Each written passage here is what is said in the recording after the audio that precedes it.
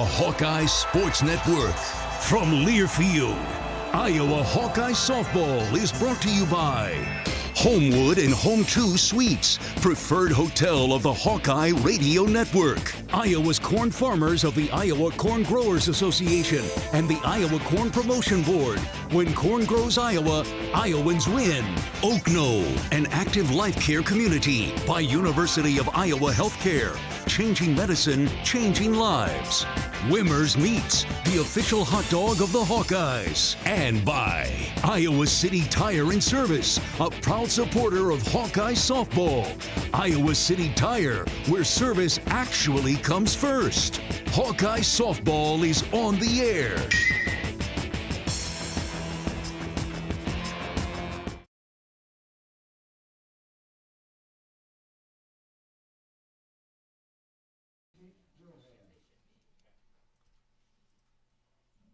Welcome back to Pearl Field, the home of the Iowa Hawkeyes, as they play host to the Northwestern Wildcats in another edition of Big Ten Softball. You're listening to Iowa Softball. I'm Lucas Strain with Learfield.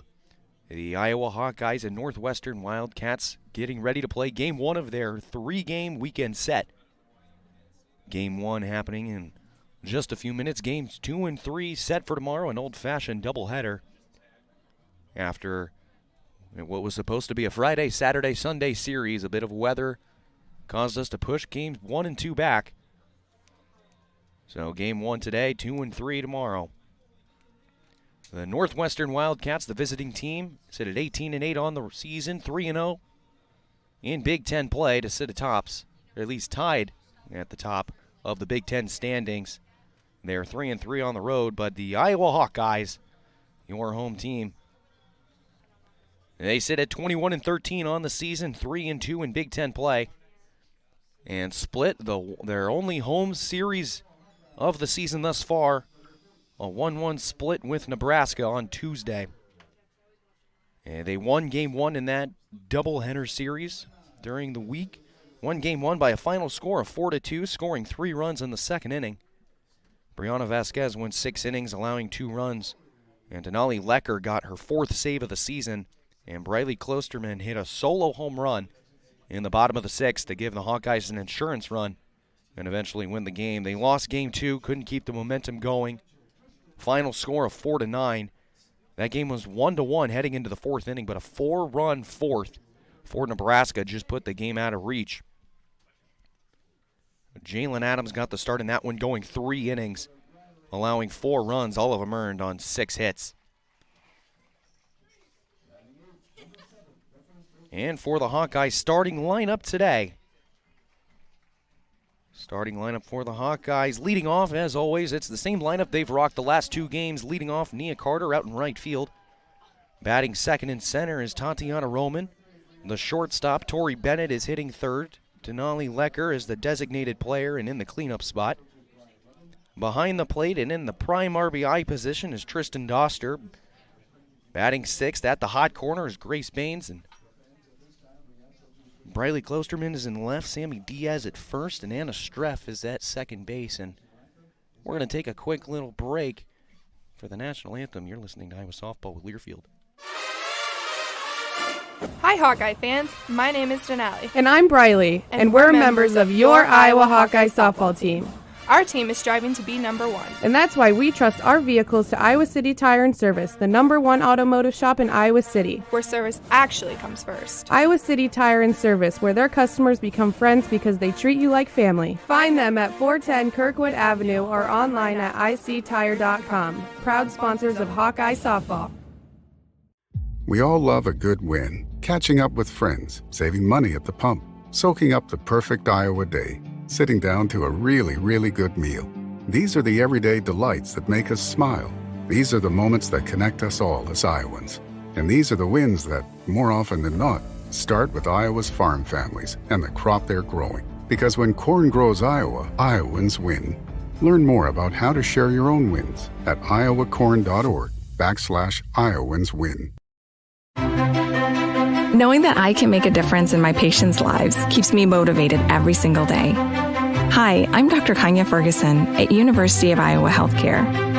With academic medicine, we see the toughest cases, so we're always innovating. And we bring the best minds together to collaborate, so there's more brain power focused on you. Because that leads to exceptional care for our patients and our community. See how at uihc.org. At Oak Knoll, our mission is to provide exceptional retirement living and health services through life care. I'm Steve Rowe, Executive Director. We are a not-for-profit life plan community and have served Iowa City for more than 55 years. Our team helps residents create home by living our values of caring, respect, enthusiasm, awareness, teamwork, and encouragement. If you're looking at retirement options, visit our website at oakknoll.com. We want you to lead life your way. Go Hawks! Welcome back to what is a very windy Pearl Field in Coralville, Iowa City area, as the Iowa Hawkeyes get set to play Northwestern in Game 1 of their 3-game weekend series. Said it was pretty windy. We had a lot of weather happening this weekend, at least the last couple of days over the Midwest. We know about the tornado warnings, and in downtown Iowa City, not much got hit, but it was enough to where on Thursday they pushed Friday's game back on Sunday. So we're playing Game 1 today. 46 degrees in Coralville with a strong 15 miles an hour winds. It was up to 26 earlier at one point, so things have died down a little bit. But the wind is blowing out almost directly into right field as we're about to get set in the top of the first inning between Iowa and Northwestern. Iowa 21-13 on the season. Northwestern 18-8 in a perfect 3-0 in Big Ten, and leading things off for Northwestern will be the center fielder, Skylar Schellmeyer. And in the circle for the Hawkeyes is the ace, Brianna Vasquez. First pitch is an off-speed that catches the outside corner in the first pitch of the game. Here's a strike pumped in there from Brianna Vasquez. Vasquez, a very phenomenal season thus far for the Hawkeyes. The 5'6" grad student from Norwalk, California, as Schellmeyer takes strike two. Vasquez an 11-2 record on the season, 1.77 ERA in 79 innings pitched, and all three of those lead the Hawkeyes this season. She also leads the team with a 1.75 batting average against her. And she's had 0-2 to the leadoff Wildcat as there's a ball taken outside. Vasquez's last appearance in the circle was against Nebraska on Tuesday, where she went 6 innings, allowing 2 runs on 5 hits, walked 1, and struck out a pair. So the 1-2 is fouled off by Schellmeyer, so she stays alive. Schellmeyer, a very capable hitter at the plate, a left-handed bat with a slap approach, hitting .356 on the season to lead the Wildcats.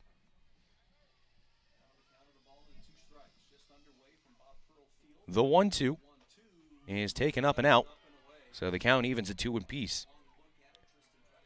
Schellmeyer, a slap hitter, as I said, 25 of her 26 hits on the season are singles. And she's on a 6-game hitting streak over those 6 games, 12 for 23. That's a .522 for those who can do the math. The 2-2 is lined into shallow left field. It's going to drop for a base hit. Schellmeyer rounds first, but will put the brakes on. So it's a leadoff single from the Urbandale native.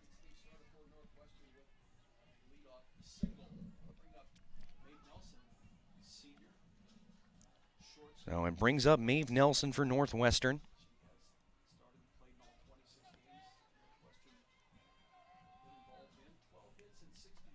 As we're getting the stats up correctly, was making sure. Maeve Nelson up now for Northwestern. The starting shortstop. Well, she's in a bit of a rut. However, she's 1 for her last 15. Takes ball 1 upstairs. Doesn't have an RBI since March 4th. A 179 batting average. You don't see somebody hitting that far below 200 and still hitting in the 2 spot for a team this high. She shows bunt, pulls back, and the pitch is inside. And Vasquez falls behind 2-0.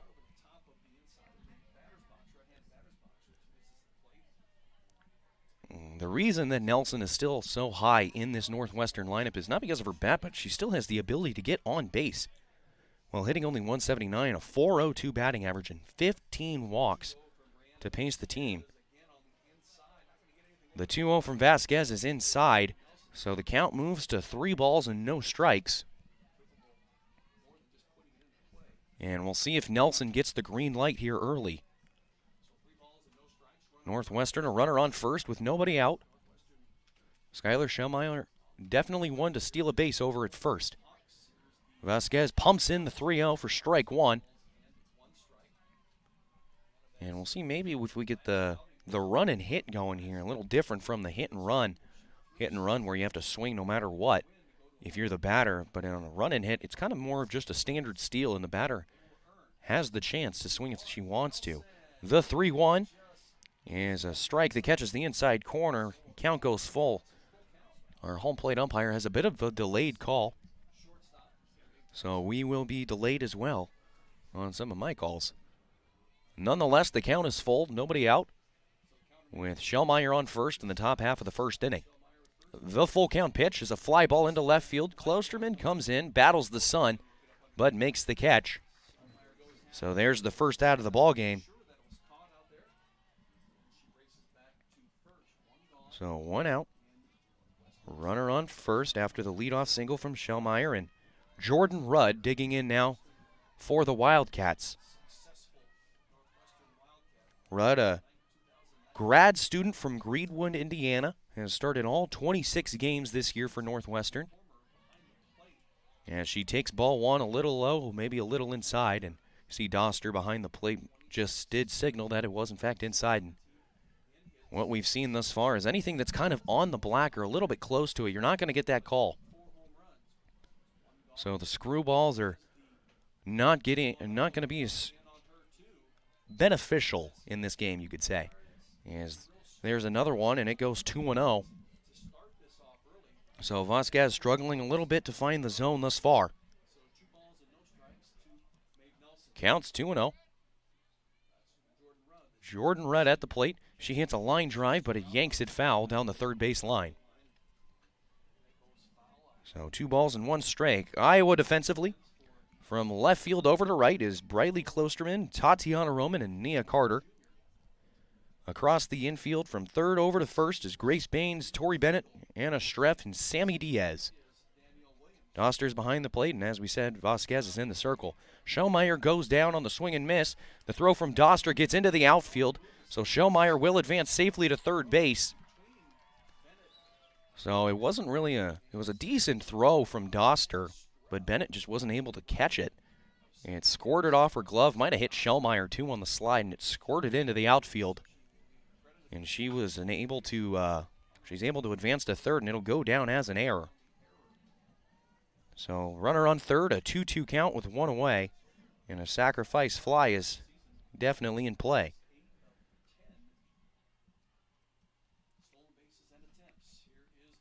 So the 2-2 pitch is a curveball taken outside, and the count is full. And remember, a walk here isn't the worst thing in the world because it puts the double play back in action. Rudd, the paces the team in RBIs this season with 24. The full count pitch is a fly ball down the right field line. Carter's coming in, makes the catch. Schellmeyer will come home. The throw is not in time. Schellmeyer crosses the plate safely, and Northwestern has a 1-0 lead. It was a pretty good throw from Carter out in right field. It was about the max limit of where you want to put it for a sac fly, but Schellmeyer, with her speed from third base, was able to score pretty decently. So the error proves to be costly for the Hawkeyes. So Hannah Cady steps up now for Northwestern. Third baseman wearing number 16. A change-up from Vasquez catches the outer part of the zone, strike 1. Cady's has scored the most runs and leads the team in doubles this year. 6 doubles, and she's swinging it well. In the Minnesota series, went 3 for 6 and a pair of home runs.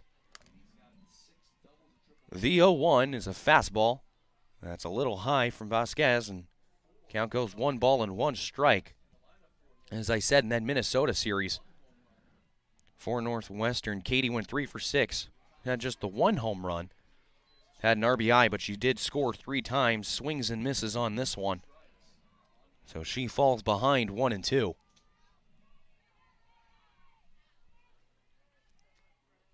Vasquez looking for her first strikeout of the day. The 1-2 is very high.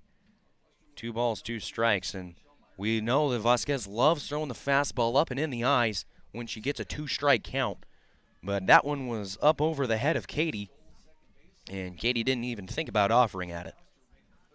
So deuces are wild, and this one is fouled off the netting.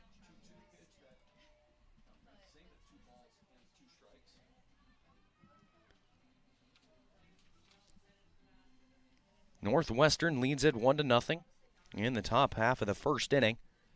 2 balls, 2 strikes, 2 outs.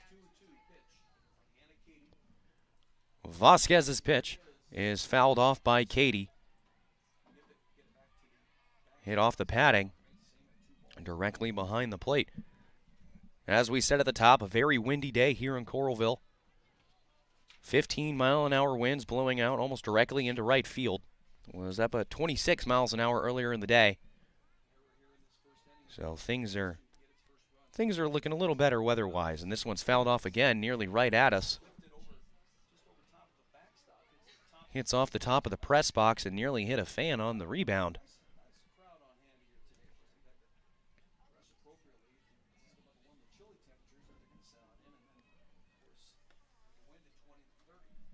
Katie digs back in the left-handed bat. And the pitch from the right-handed Vasquez is swung on and missed. So there's Vasquez's first strikeout of the day. But Northwestern's able to push across the 1 run. They got 1 run on 1 hit. Utilized 1 Iowa defensive error and didn't leave any runners on. So after the first half inning, Northwestern leads it 1-0 with the Hawkeyes coming to the plate. You're listening to Iowa Softball with Learfield. We all love a good win. Catching up with friends, saving money at the pump, soaking up the perfect Iowa day, sitting down to a really, really good meal. These are the everyday delights that make us smile. These are the moments that connect us all as Iowans. And these are the wins that, more often than not, start with Iowa's farm families and the crop they're growing. Because when corn grows Iowa, Iowans win. Learn more about how to share your own wins at iowacorn.org/IowansWin. So it's time for the bottom half of the first inning. In game 1 of our 3-game series between Iowa and Northwestern, Northwestern scored 1 run in the top half of the frame. Iowa's coming up to bat for the first time today. Offensively, Hawkeyes used the same lineup they've used the last pair of games. Nia Carter leads things off, followed by Tatiana Roman, Tori Bennett. Denali Leckers in the cleanup spot, Tristan Doster 5. Batting 6th is Grace Baines. Briley Klosterman, who hit a home run on Tuesday in the Nebraska series, is batting 7th. Sammy Diaz, who hit a home run a weekend ago against Penn State, is batting 8th. And Anna Streff is rounding out the lineup. Danielle Williams in the circle for Northwestern. Williams is a left-handed pitcher who throws the first pitch outside to Nia Carter. Williams has enjoyed a very good career against the Hawkeyes in what is her graduate season. She is 7-0 with a 0.23 ERA and 56 strikeouts in 7 career appearances against the Hawkeyes. And she skies pitch number 2. Count is 2-0 to the Hawkeye leadoff batter. Williams, a 5-1 record on the year, a 3.2 ERA. As Carter check swings on a ball above her head, and it nicks the bat and falls back into the netting, counts 2-1. This is Williams' 10th start. She's gone 50 and 1/3 innings, and as I said, that 3.2 ERA. The 2-1 is low and away, pops out of the mitt of Rudd behind the plate. So the count is 3-1 to Nia Carter. It's a very rare time in which Nia Carter works the count. We know how much she loves swinging first pitch. The 3-1 is a strike that caught the inside part of the plate, and the count is full. Nia Carter, one of the best hitters in the Big Ten this season. She swings and misses at the full count off speed.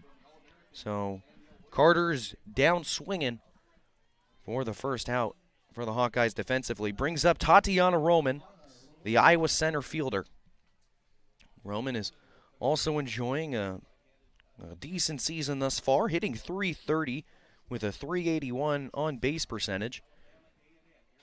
She fouls the first one off onto the left side and onto one of the Hawkeyes' 3 practice fields. Counts 0-1. Roman, a 5'4" sophomore from Garden Grove, California. 20 runs, 9 RBIs, but has been struggling as of late as she fouls off another one and falls behind 0-2. Said she's been struggling as of late. She's only 3 for her last 14.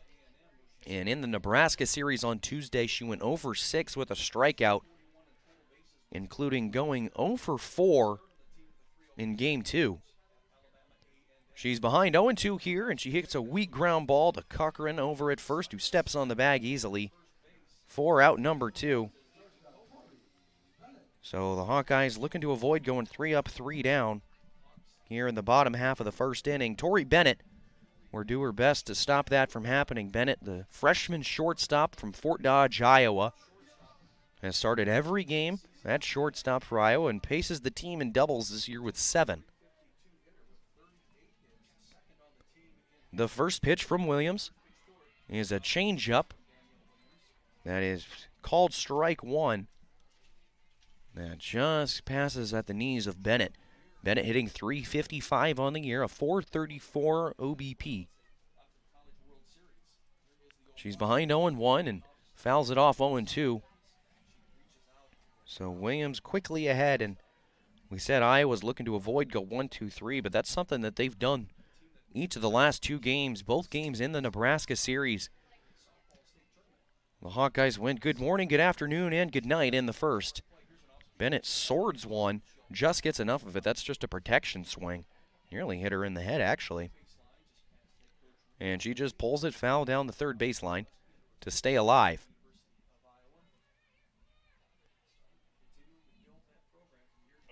In Bennett's last game, Game 2 against Nebraska, she went 2 for 4 with a pair of singles. The 0-2 is a fastball outside, ball 1. On Tuesday, Bennett saw her 8-game hitting streak snapped during Game 1.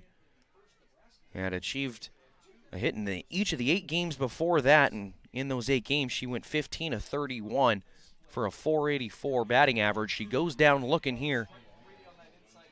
So Danielle Williams gets a pair of strikeouts in her first inning of work, and the Northwestern Wildcats lead the Iowa Hawkeyes 1-0 after 6 total outs. You're listening to Iowa Softball with Learfield. Hi, Hawkeye fans. My name is Denali. And I'm Briley, and we're members of your Iowa Hawkeye softball team. Our team is striving to be number 1. And that's why we trust our vehicles to Iowa City Tire and Service, the #1 automotive shop in Iowa City. Where service actually comes first. Iowa City Tire and Service, where their customers become friends because they treat you like family. Find them at 410 Kirkwood Avenue or online at ictire.com. Proud sponsors of Hawkeye Softball.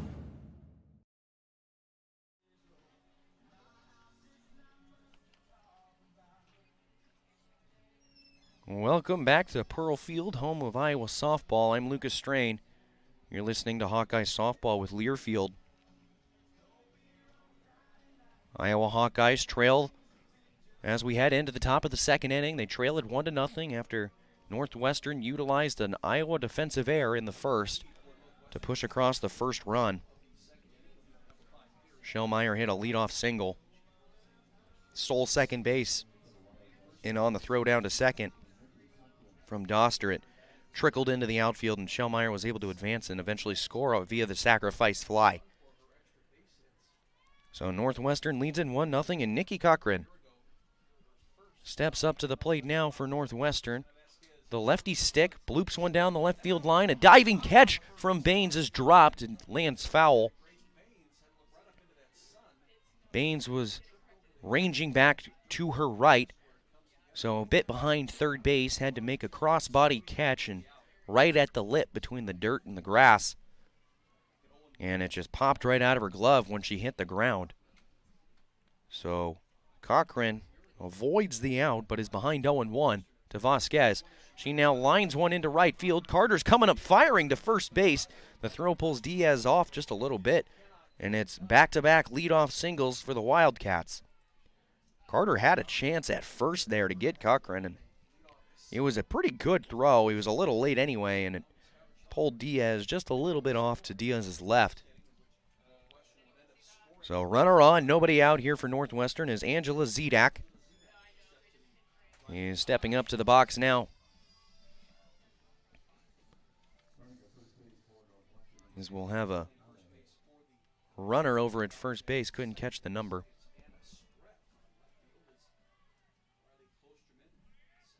So batting now for Northwestern is Zedak. She's showing bunt early. Maybe she'll pull back and take the swing. She does. And the first pitch from Vasquez is a fastball upstairs, 1-0. Zedak hitting .304 on the season, .415 on base percentage, and leads the team in slugging at .580. And that's largely due to how she did last game. And she takes strike one, counts 1-1. As we said, last game, Zedak went 3 for 3 with 2 home runs and 7 RBIs. Now, if we continue to read Northwestern stats from last game, they're going to seem a little out there. As the 1-1 is fouled off, counts 1-2. The Northwestern stats are going to look very impressive every time I read what they did in their last game, because in their last game earlier this week, it was a non-conference game with DePaul in which they won 20-1 in 5 innings. It was the third time in program history that Northwestern had achieved at least 20 runs. So here's a pop fly in foul territory along the left side. Baines comes in but can't get there in time. So a pair of foul fly balls Baines had a chance at. This one a lot more difficult than the first. But back-to-back hitters for Northwestern who have hit a pop fly in foul territory that Baines hasn't been able to corral. Neither one's an error, though. They're both tough plays for the third baseman.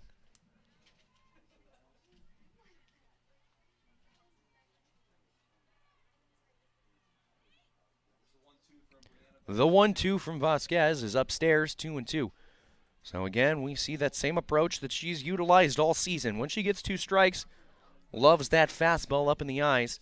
Struggling with command a little bit thus far, because every time she's done it, it's gone just a little bit high. Holding it in her hand just a little long. The 2-2 is in a similar spot. Zedak offers at it and fouls it behind the bleachers along the right side. So the count's still 2-2 to the Northwestern 6-hole hitter. They got a runner on first and nobody out in the top of the second inning. They already lead it 1-0 after scoring in the first. The 2-2 is a little bit inside, so the count goes full. Zedak working Vasquez, really making her work and not giving up that easily. Quickly had 2 strikes on her, but the Northwestern left fielder has battled.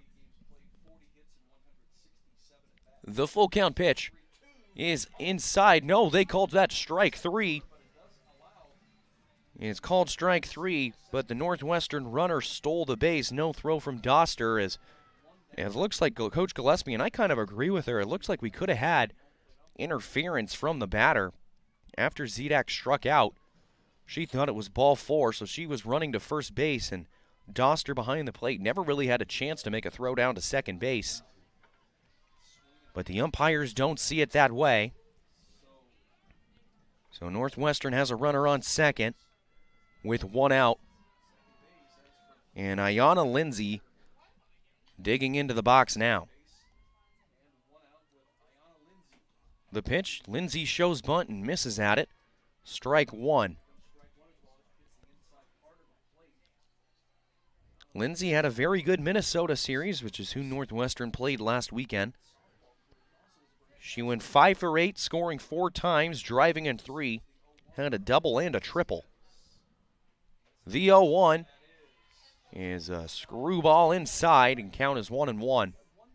Same thing we saw in the top of the first inning. Vasquez is not going to be getting those inside pitches.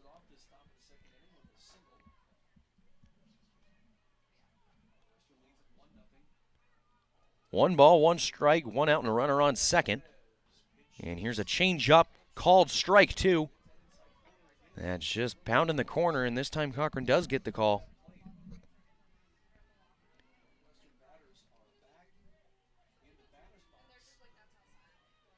So 1-2 count from Vasquez.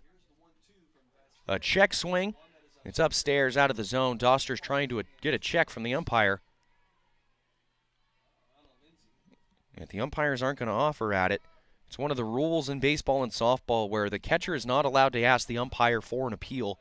It has to come from the home plate umpire, asking for assistance from the base ump. And Doster never asked the home plate umpire for help. As there's a ground ball back to Vasquez on the bump. Throws over to first base. But the runner from second, Donahue, is able to advance safely to third. Vasquez definitely had a play at third base, but she elected to just throw over to first and take the easy out instead of chopping down the lead runner. So 2 outs and a runner on third as Lauren Saborski steps in now, takes strike 1. Saborski, the designated player today for Northwestern. She only has 4 hits on the season, but 3 of those 4 are home runs. Last game she went 1 for 4, including one of those 3 home runs. Behind 0-1, Vasquez. And here's a hard ground ball down the left side, but it's foul. It nearly hit the Iowa dugout. And was hit so hard, rebounds all the way out to Klostrom and out and left in fair territory. So 0-2 pitch now, and we'll see. Maybe Vasquez is going to do what she does, what she loves doing, throw the fastball up and in the eyes. The 0-2 is a fastball that catches a little too much of the zone, but it's fouled off by Saborski. So Vasquez is definitely would want that one back. And as would Saborski, as a matter of fact. That was definitely a pitch that just caught way too much of the plate. And Vasquez was just lucked out. Remains 0-2. Here's a fastball outside, ball 1.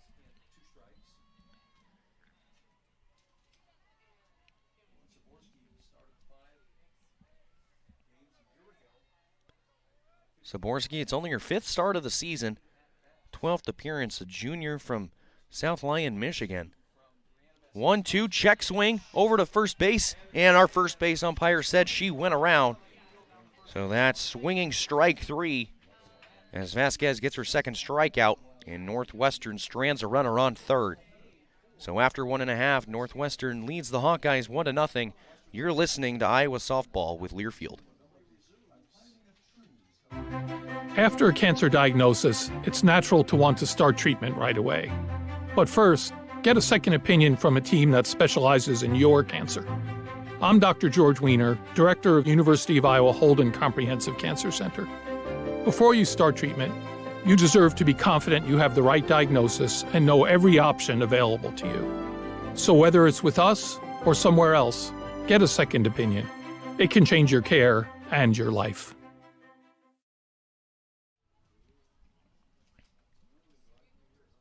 As we head to the bottom of the second inning, Northwestern leads the Hawkeyes 1-0. I'm Lucas Strain.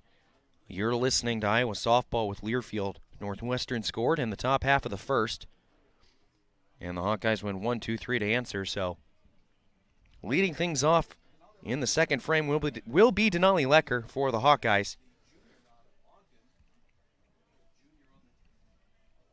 Lecker, the 5'10 junior from Ogden, Iowa, hitting .263 on the season with a .348 OBP, .525 OPS. Leads the team in RBIs this season and home runs. Swings and misses, strike 1.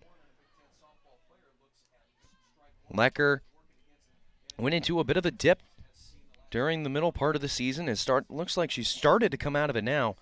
During that dip, she went 11 of 63, a 175 batting average as she fouls one off into the netting, strike two.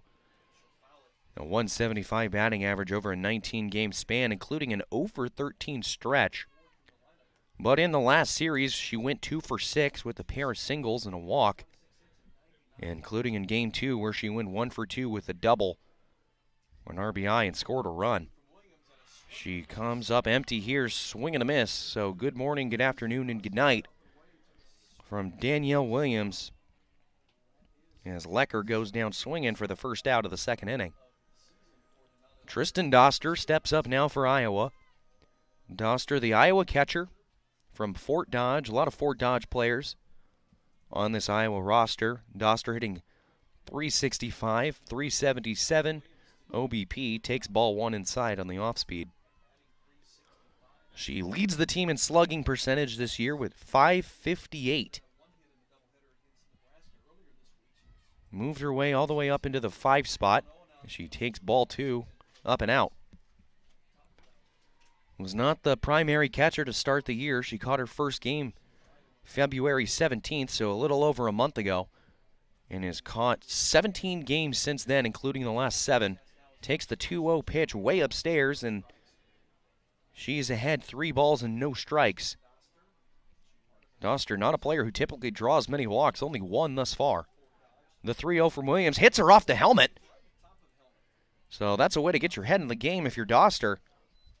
And she avoids taking the walk, gets plunked on the head, and jogs over to first base. She appears to be okay. We'll have a runner for her. We know that Coach Gillespie she knows how important it is to scratch across the first run of the game, especially when it's the tying run. So she's not scared to go into her bench early and use a runner.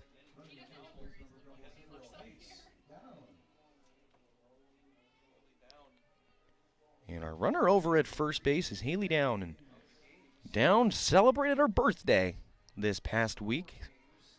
So how does she get to, what's her present? She gets to pinch run here in the bottom of the second inning. Grace Baines batting now for Iowa, the third baseman for the Hawkeyes. A .294 hitter on the season, .345 OBP. As ball 1 is taken. Count is 1-0. In Baines' last game, she hit a solo home run in the 4th inning. As she takes strike 1 on the inside corner, 1-1. It was a very much needed home run for the Hawkeyes as Nebraska scored 4 runs in the top half of the 4th to take a 5-1 lead. Baines fouls one off, 1-2. Nebraska took a 4-1 lead, a 5-1 lead, after scoring 4 straight in the 4th, and Baines, leading off the bottom of the 4th inning, hits a solo home run that just sneaks over the wall and under the scoreboard out in the center field.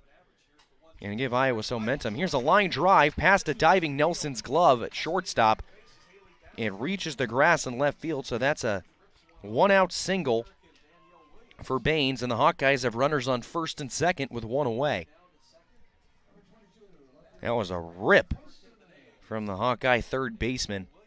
Nelson, the shortstop, just out of her reach. Briley Klosterman steps up now for Iowa. Klosterman swinging a very hot bat. Last series, she went 3 for 5, scoring 3 times, a pair of RBIs, a double, and a homer. Takes strike 1 on the outer half of the plate. Counts 0-1.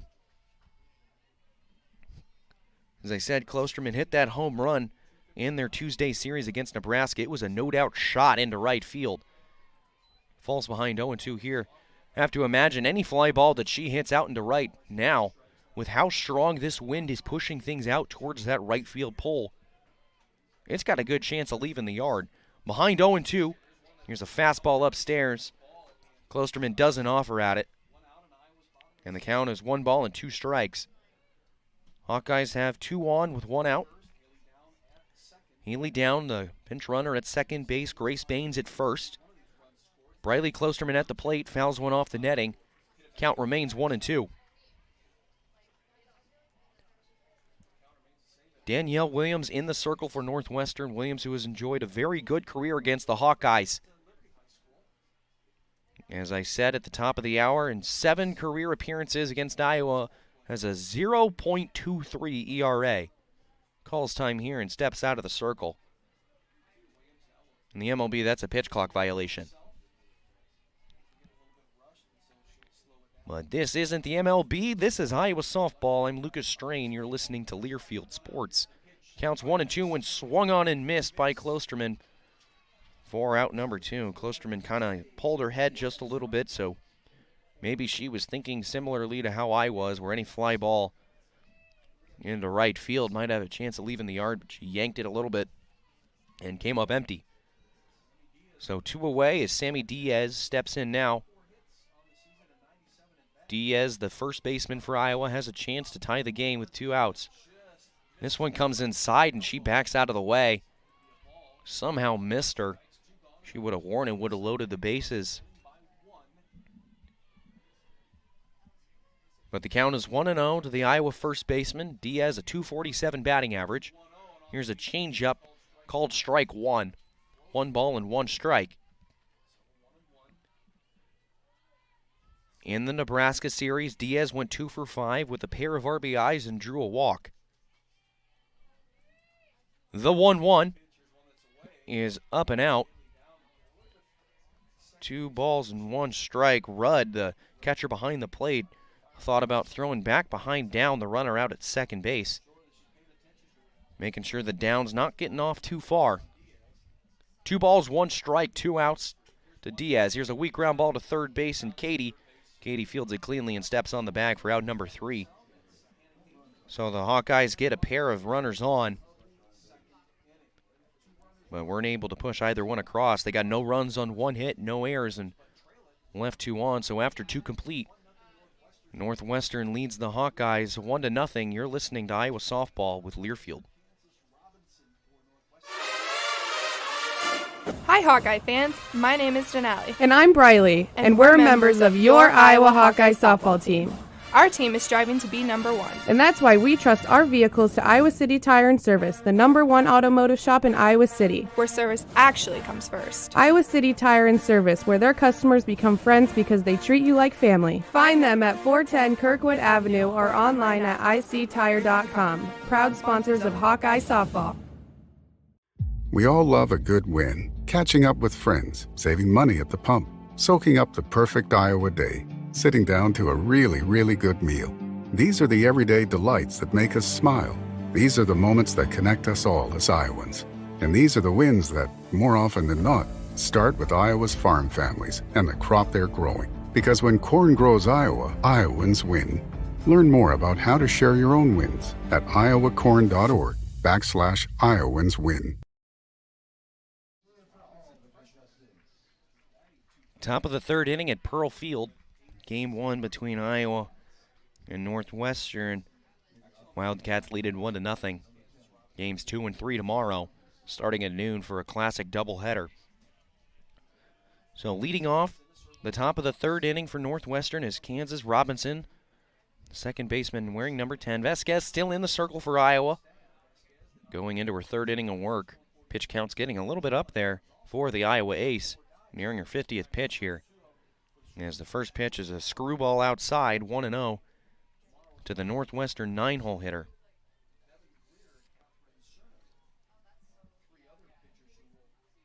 Robinson hitting .258 on the season. A .425 on base percentage, left-handed stick. Here's a fastball taken outside, so 2-0. Vasquez continues to be missing in that very same spot. Doesn't matter if it's a righty or a lefty up there. It's outside to lefties, inside to righties, and just a little bit below the knees. Right on the black, but it's just coming in a little low.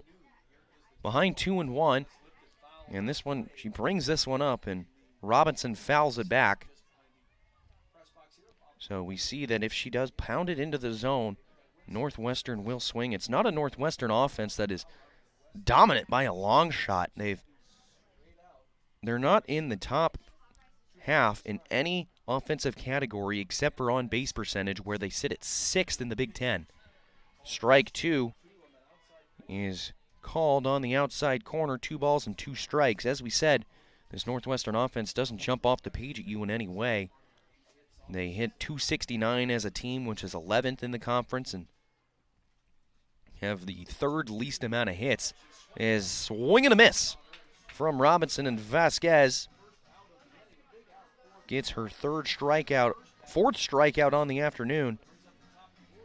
And she's through the lineup once. Back to the top for Northwestern, Skylar Schellmeyer, the Northwestern center fielder who's 1 for 1 today and has scored the lone run.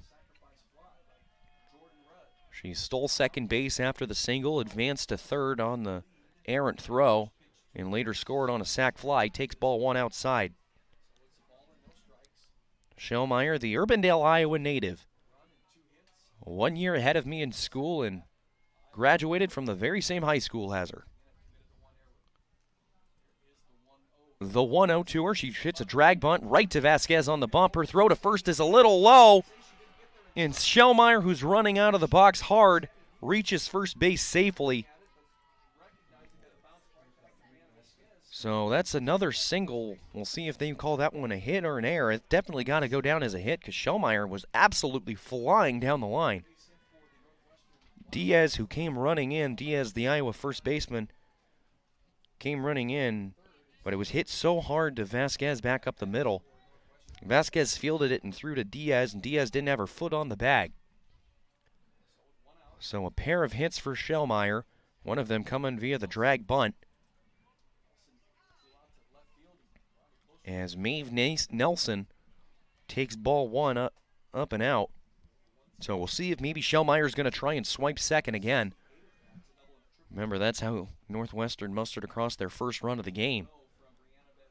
The 1-0 from Vasquez is up high, 2-0. Vasquez really struggling with command thus far in this game.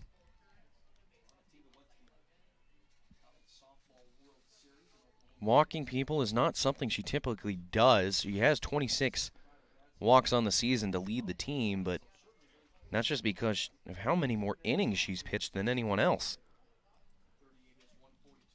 The 2-0 is a curveball called strike 1. And just catches the outside corner. So 2 balls and 1 strike to Maeve Nelson, the Northwestern 2-hole. Wildcats lead it 1-0 in the top of the 3rd inning. They have a runner on with 1 out. Schellmeyer's going down towards second. The pitch is a ball, and the throw is late from Doster, so Schellmeyer has her 2nd steal of the afternoon. Doster tried throwing it from her knees, but Schellmeyer, who runs very, very fast, has her 9th steal of the season and 2nd of the game.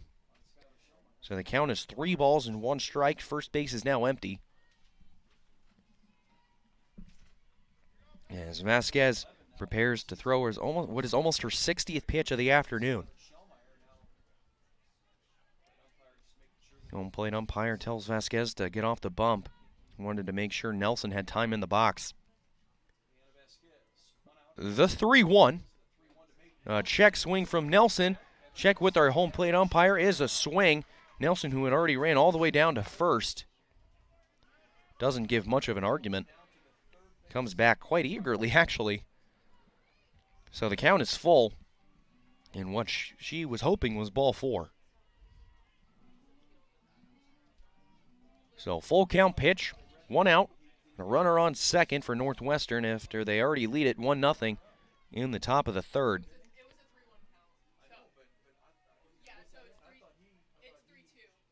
The full count pitch is inside for ball 4.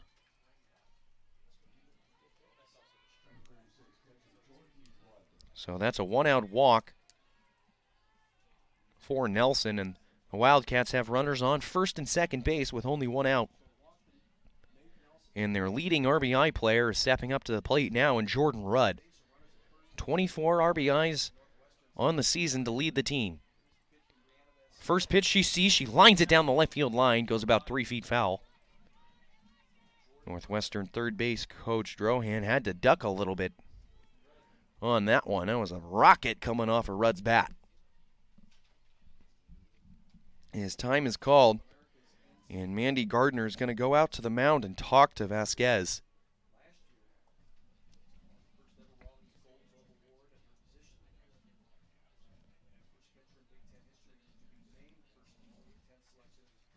When corn grows Iowa, Iowans win. Take a closer look and you'll discover the many connections you have to corn. And those connections translate into wins for farmers and wins for all Iowans. Share your winning moments using hashtag IowansWin. Coach Gardner still out there talking to her pitcher in Vasquez. Wildcats have runners on first and second base with one out. Shellmeyer in second, Nelson at first, and they already lead this one 1-0 in the top of the third inning. The top of the Northwestern lineup was able to muster a run in the first, and they're looking to do the same here in the third. Counts 0-1 to Jordan Rudd, the Northwestern three-hole hitter. Vasquez back into the circle, into the motion, and the pitch is off the hands and fouled off from Rudd. Goes over the crowd along the left side.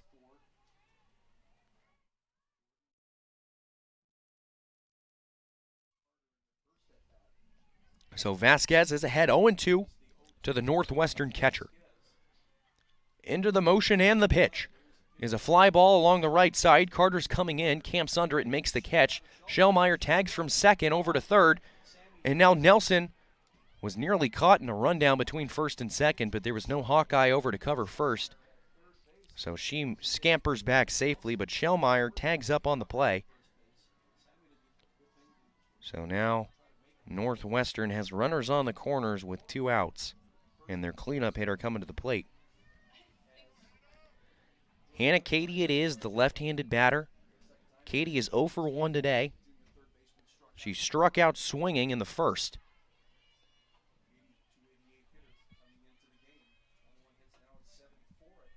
Katie does have that strikeout tendency. That was her 15th on the season earlier in the game, that is. She takes ball one outside from Vasquez.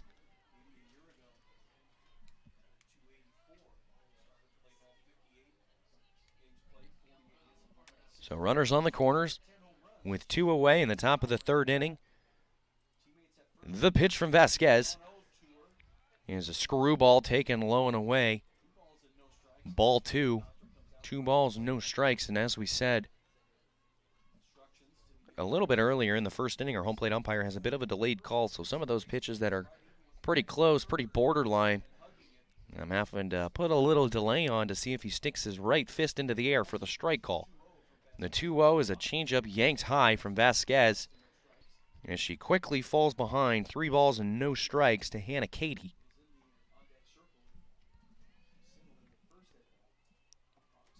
Waiting on deck is Cochran if Vasquez were to walk Katie. The 3-0 from Vasquez is ball 4, a little high. So that's a 4-pitch walk from the Iowa ace as she loads the bases.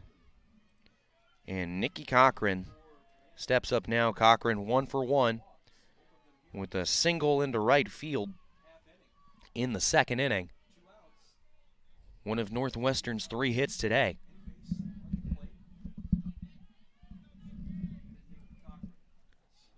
She takes the first pitch she sees, and it's a ball up and out. So the count's 1-0. The game's been a very long, at a time standpoint, 47 minutes in, and we're still in the top of the third inning. The 1-0 from Vasquez is fouled off the netting, so that ends the 5 pitches in a row where she had thrown a ball. So 1 ball and 1 strike as Northwestern has the bases loaded with 2 outs and threatening to add on to their 1-0 lead here in the top of the third.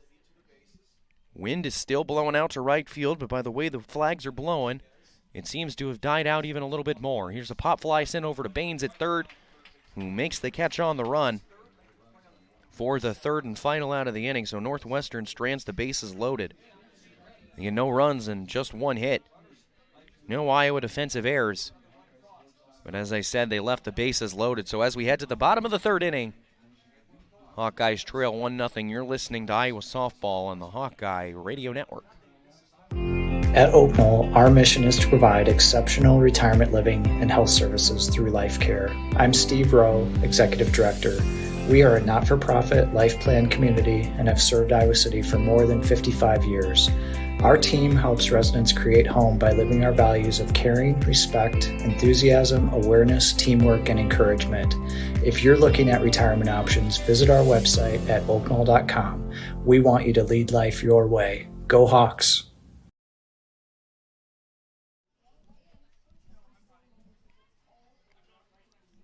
It's time for the bottom of the third inning between the Iowa Hawkeyes and Northwestern Wildcats in what is game one of a three-game series on Saturday and Sunday, games 2 and 3, occurring tomorrow, an old-fashioned doubleheader between the two squads. Northwestern sits atop of the Big Ten standings, or at least tied in that matter, at a perfect 3-0 after a three-game sweep of Minnesota last weekend. Iowa sits at 7th coming into the weekend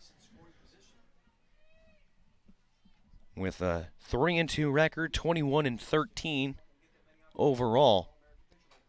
First pitch, Anna Streff sees, lines over to shortstop, and Nelson makes the catch. So Streff, first pitch swinging, but not first pitch crushing, hits a hard line drive. But the Northwestern shortstop's able to glove it for out number one. Hawkeyes turn the lineup over now as Nia Carter digs in. Carter's 0 for 1 today with a very rare strikeout in the top of the first. She takes ball one outside, so she gets ahead in the count 1-0. I said that was a very rare strikeout for Carter. It was only her 5th strikeout on the season, and among all qualified hitters in the Big Ten, she has the least strikeouts out of all of them. Takes strike one now. So 1 ball, 1 strike to the Iowa leadoff batter. Carter, a .475 hitter, coming into the game. Fouls it off the netting, strike 2. That's .475 batting average. Not only leads the team, but it leads the conference, and it leads it by a long shot. Struggling as of late, though. On Tuesday in the 2 Nebraska games, she went a combined 1 for 7. Takes ball 2 outside. 2 balls, 2 strikes.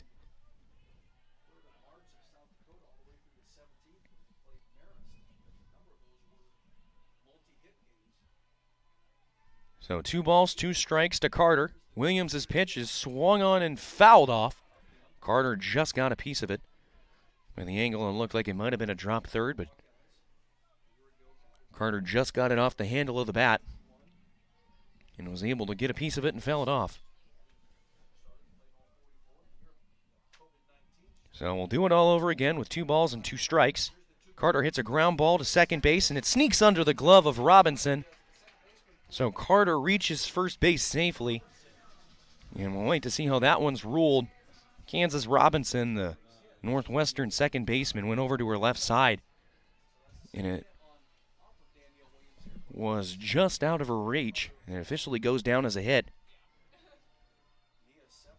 So Nia Carter reaches base safely, and we'll see if Coach Gillespie puts her in action and tries to get her running here. Carter 7 for 10 stolen bases this season.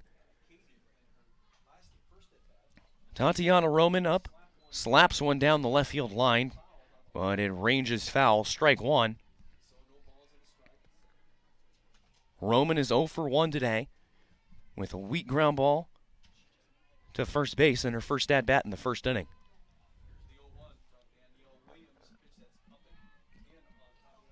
The 0-1 is upstairs, ball 1. So 1 ball and 1 strike. Williams' pitch is once again slapped foul from Roman. This one goes a little bit farther, nearly into the Iowa batting cages.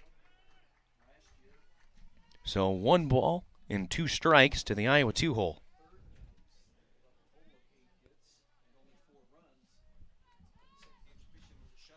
And she slaps this one foul once more.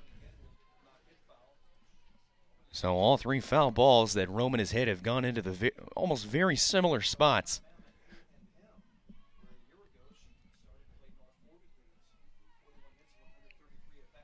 The 1-2.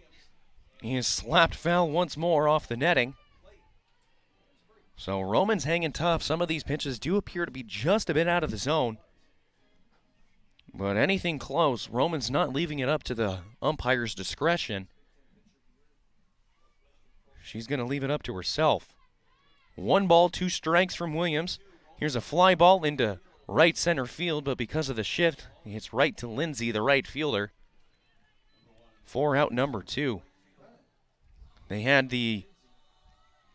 traditionally you would see a shift on a lefty. Everyone's playing pull, but because of Roman's ability to slap, she often pushes things along the left side, so everyone moves over to the left, and Lindsay, traditional right fielder, was pretty much playing straight up in right center. So 2 outs now as Tori Bennett comes up for the Hawkeyes. She sends a line drive down the left field line. Back goes Zedak, who makes the catch about 5 feet shy of the wall. So Bennett swings at the first pitch. Gets pretty good stick on it, but stayed in the park, and Zedak was able to chase it down for out number 3. So the wind definitely played a part in that one. As Bennett flies out for the 3rd out, Hawkeyes get no runs on 1 hit. No errors, and stranded Carter on first base. As we head to the top of the 4th inning, Hawkeyes trail it 1-0. You're listening to Iowa Softball with Learfield. Hi, Hawkeye fans. My name is Denali. And I'm Briley, and we're members of your Iowa Hawkeye softball team. Our team is striving to be number 1. And that's why we trust our vehicles to Iowa City Tire and Service, the #1 automotive shop in Iowa City, where service actually comes first. Iowa City Tire and Service, where their customers become friends because they treat you like family. Find them at 410 Kirkwood Avenue or online at ictire.com. Proud sponsors of Hawkeye softball. We all love a good win. Catching up with friends, saving money at the pump, soaking up the perfect Iowa day, sitting down to a really, really good meal. These are the everyday delights that make us smile. These are the moments that connect us all as Iowans. And these are the wins that, more often than not, start with Iowa's farm families and the crop they're growing. Because when corn grows Iowa, Iowans win. Learn more about how to share your own wins at iowacorn.org/IowansWin.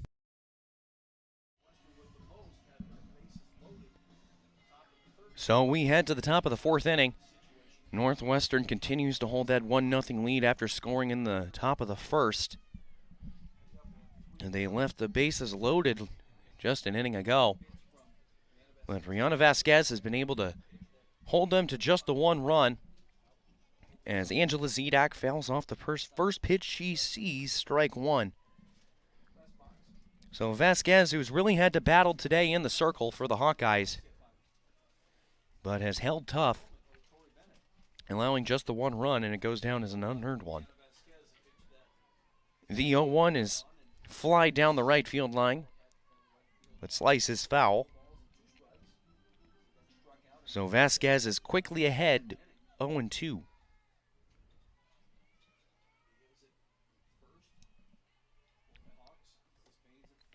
Zedak takes that shows bunt approach first and then pulls back and swings.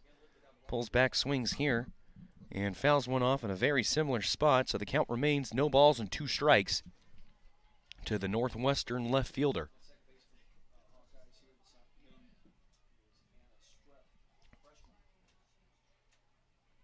Said that the wind played a pretty big role in what was Bennett's fly out in the last inning.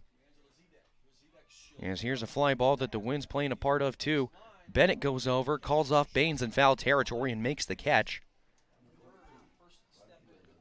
So Bennett gets a little bit of revenge on Zedak after Zedak made a catch on her just a half inning ago. So out number 1 as Ayanna Lindsay comes to the plate now for the Wildcats. Lindsay is 0 for 1 today with a ground out to Vasquez back at the pitcher's mound. The first pitch she sees is a changeup called strike one. 48 degrees here in the Coralville, Iowa City border. 48 degrees, but 15-mile-an-hour winds blowing out directly into right field. Vasquez pumps in strike two that catches the lower inside corner to the right-handed Lindsay. So no balls and 2 strikes to the Northwestern sophomore. The 0-2 from Vasquez is yanked up and out. Ball one, that's one, again, where Vasquez loves going up high when she gets to a 2-strike count, but she just doesn't seem to quite have the command today and put it in the spot that she wants. So 1 ball and 2 strikes. He goes upstairs once more. So 2 balls and 2 strikes. Lindsay is swinging it well as of late. 9 up for her last 29. That's a .310 batting average. And she scored 12 runs and has 6 RBIs on the season. The 2-2 is called strike 3. A curveball on the outer part of the plate. And Vasquez has her 5th strikeout on the afternoon. So Lauren Saborski steps in now for Northwestern after 2 quick outs for the Hawkeyes defensively. Saborski is 0 for 1 today with a swinging strikeout in her first at-bat. And strike 1 is pumped in from Vasquez. Count is no balls and 1 strike. Again, Saborski only has 4 hits on the season, but 3 of those 4 have gone over the wall. And here's an off-speed pitch called strike 2. So no balls, 2 strikes. And again, let's look. That was an off-speed. And let's look for Vasquez to pair it with the fastball up and in the eyes. But let's see, can she control it? Everything's coming just a little bit high and a little bit above the head. The 0-2 is the fastball up high, but Saborski just got a piece of it to stay alive.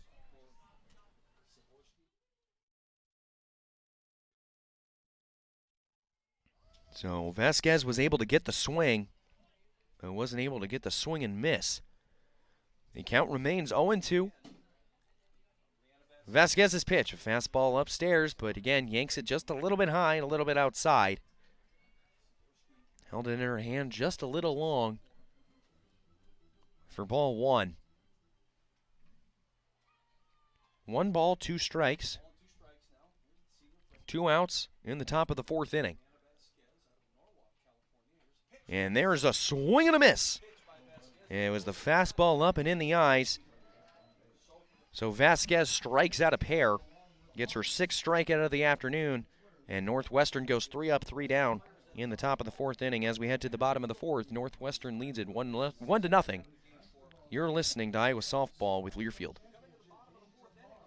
We all love a good win. Catching up with friends, saving money at the pump, soaking up the perfect Iowa day, sitting down to a really, really good meal. These are the everyday delights that make us smile. These are the moments that connect us all as Iowans. And these are the wins that, more often than not, start with Iowa's farm families and the crop they're growing. Because when corn grows Iowa, Iowans win. Learn more about how to share your own wins at iowacorn.org/IowansWin.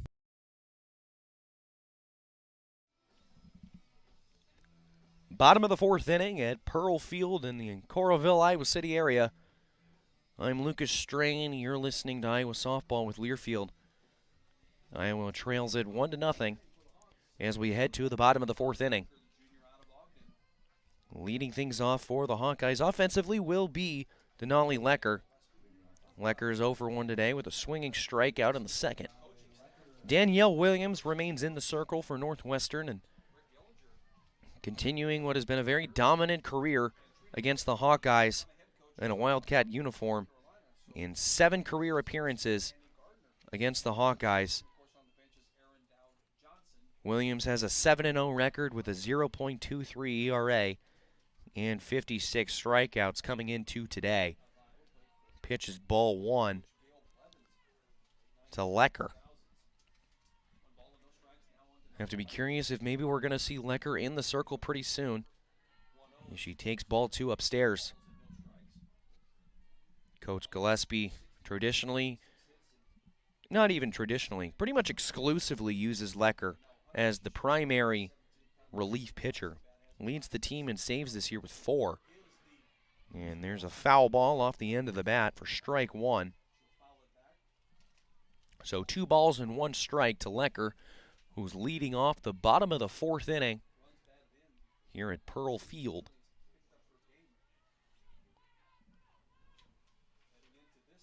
Game 1 of our 3-game weekend series between Iowa and Northwestern.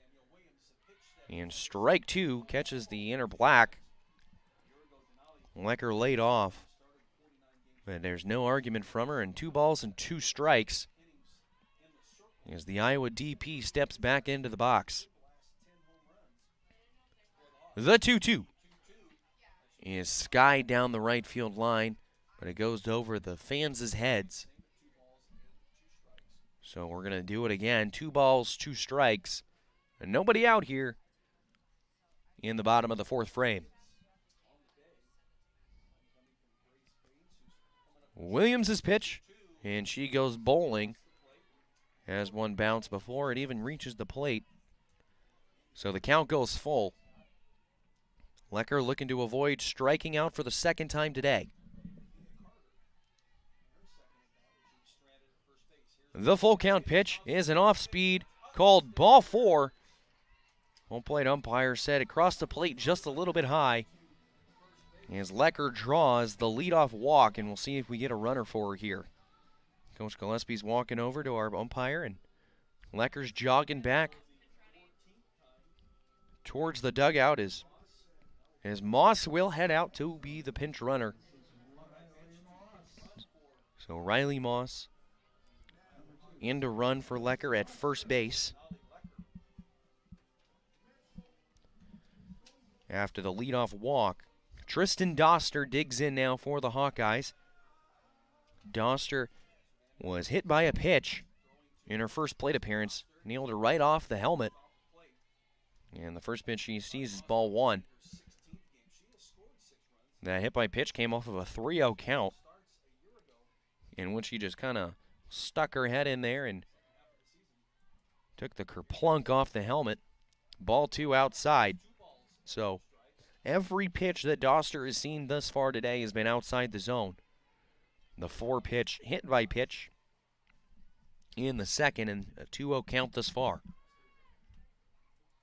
Williams into the delivery and the pitch, and is fouled off by Doster. So the first thing she sees in the zone, she takes a hack at, but fouls it off the handle and into the seats for strike 1.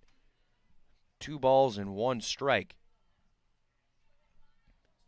Iowa wearing their all-gray uniforms today, with gray socks, and those who are wearing sleeves are all wearing white. Northwestern in all-white uniforms, purple socks, and purple sleeves. And strike 2 is called on the inner part of the plate. So 2 balls and 2 strikes to Tristan Doster, the Iowa 5-hole hitter.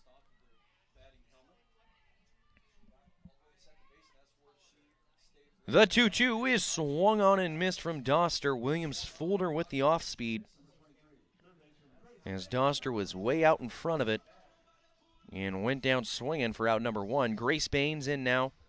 Baines 1 for 1 today, one of Iowa's 2 hits, and she ripped a single into left field in the 2nd inning.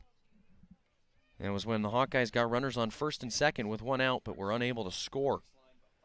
She rips a ground ball along the 3rd baseline, but it goes foul just next to Coach Gillespie, who stands in the 3rd base coach's box.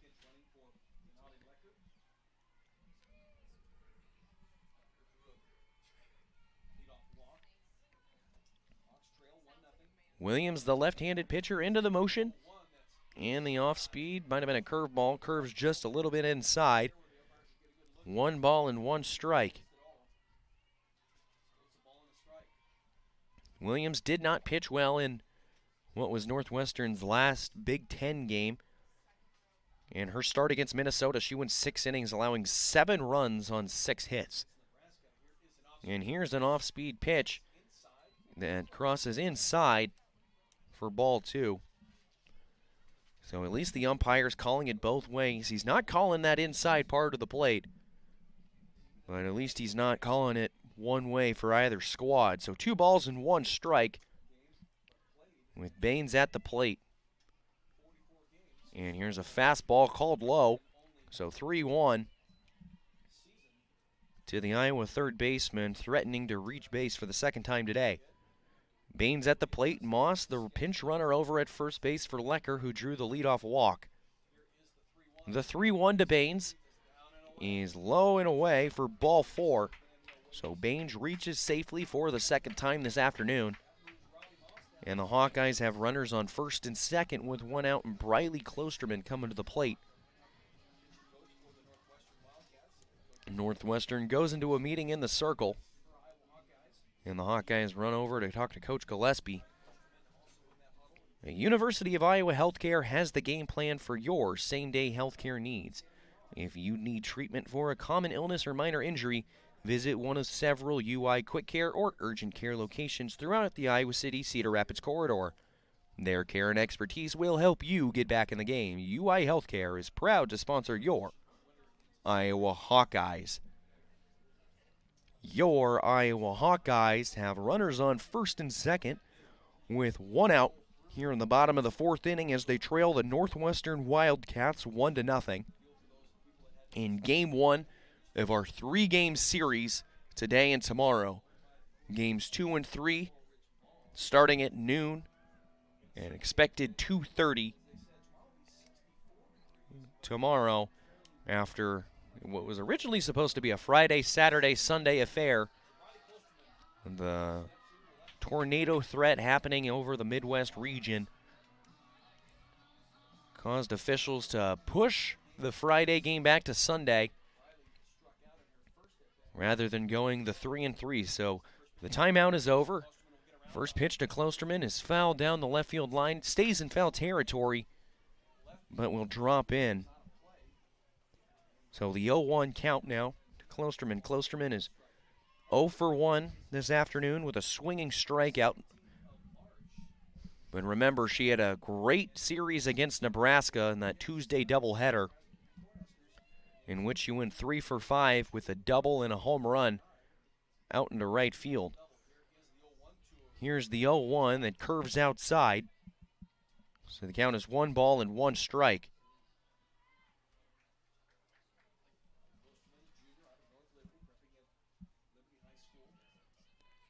The 1-1 is Klosterman, the left-handed batter, gets back into the plate. The lefty-lefty matchup with Williams in the circle. Into the motion and pumps a fastball in the zone for strike 2 on the inner half to Klosterman. So Klosterman falls behind 1-2, looking to at least tie the game here for Iowa. The 1-2 is an off-speed low and away, corralled by Rudd behind the plate, who got up quickly and was looking to fire and catch Moss at second base on the throw behind, but Moss was able to scamper back, and Rudd was just only had to threaten the throw. 2 balls, 2 strikes to Klosterman. He is taken outside, and the count is now full to the Iowa left fielder. A walk would load the bases as Sammy Diaz waits on deck. Runners on first and second with 1 out as the Hawkeyes trail Northwestern 1-0. The full count pitch is swung on and missed on the off speed. And another situation where it looked like Klosterman pulled her head just a little bit. And she comes up empty for her second strikeout of the afternoon. So 2 away now is Sammy Diaz will bat for the Hawkeyes. Diaz is 0 for 1. She had a weak ground ball over to third base, grounded into the fielder's choice for the final out. And here's a line drive down the right field line, and that's going to land in fair territory. Moss rounds thirds and is going to score. Baines is rounding third as well. Gillespie puts the brakes on her. So it's a stand-up double for Sammy Diaz, and the Hawkeyes have tied this game. Sammy Diaz swings first pitch, hits a line drive down the right field line, lands about 2 feet to the left of the line. Moss scores from second. Baines goes first to third. Gillespie had the initial wave around, but Diaz didn't hit it hard enough. It was a really good relay by Northwestern. So Baines was held to third off the Diaz double. So Iowa now have runners on second and third with 2 outs. And Anna Streff coming to the plate. This game is now tied. Sammy Diaz with her 4th double on the season and her 15th RBI. That 15th RBI tied this game at 1 apiece. So Anna Streff now with Williams into the motion. Here's the off speed, called strike 1 on the lower part of the zone. Anna Streff, who went 1 for 2 in her last game, 1 for 4 on Tuesday in the entire series. And here's a swing and a miss on the off speed, and Streff quickly falls behind 0-2.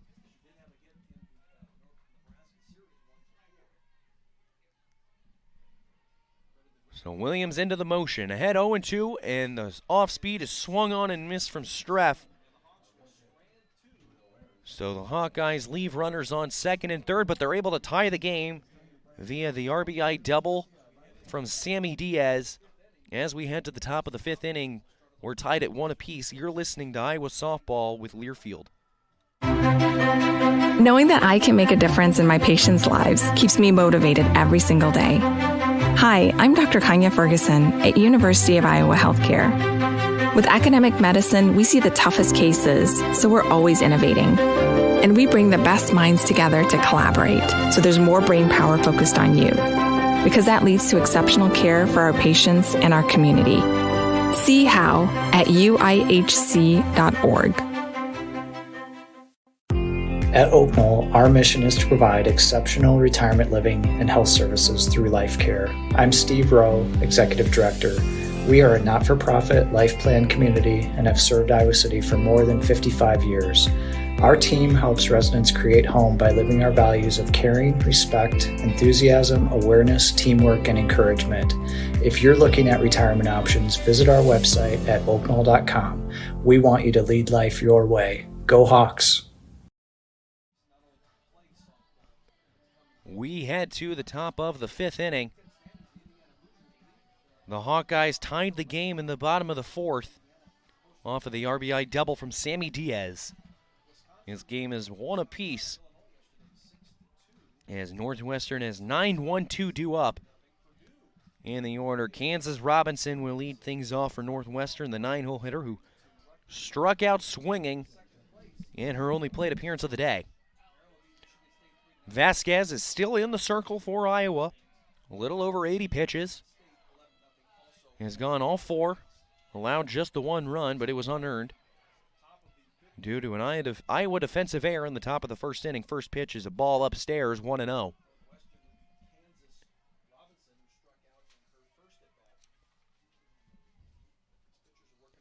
So Vasquez behind 1-0 as Robinson flies one down and it lands just over the Iowa dugout down the third base line. So 1 ball and 1 strike. Robinson in their last game against DePaul went 2 for 3, scoring a run, and one of those 2 hits was a double.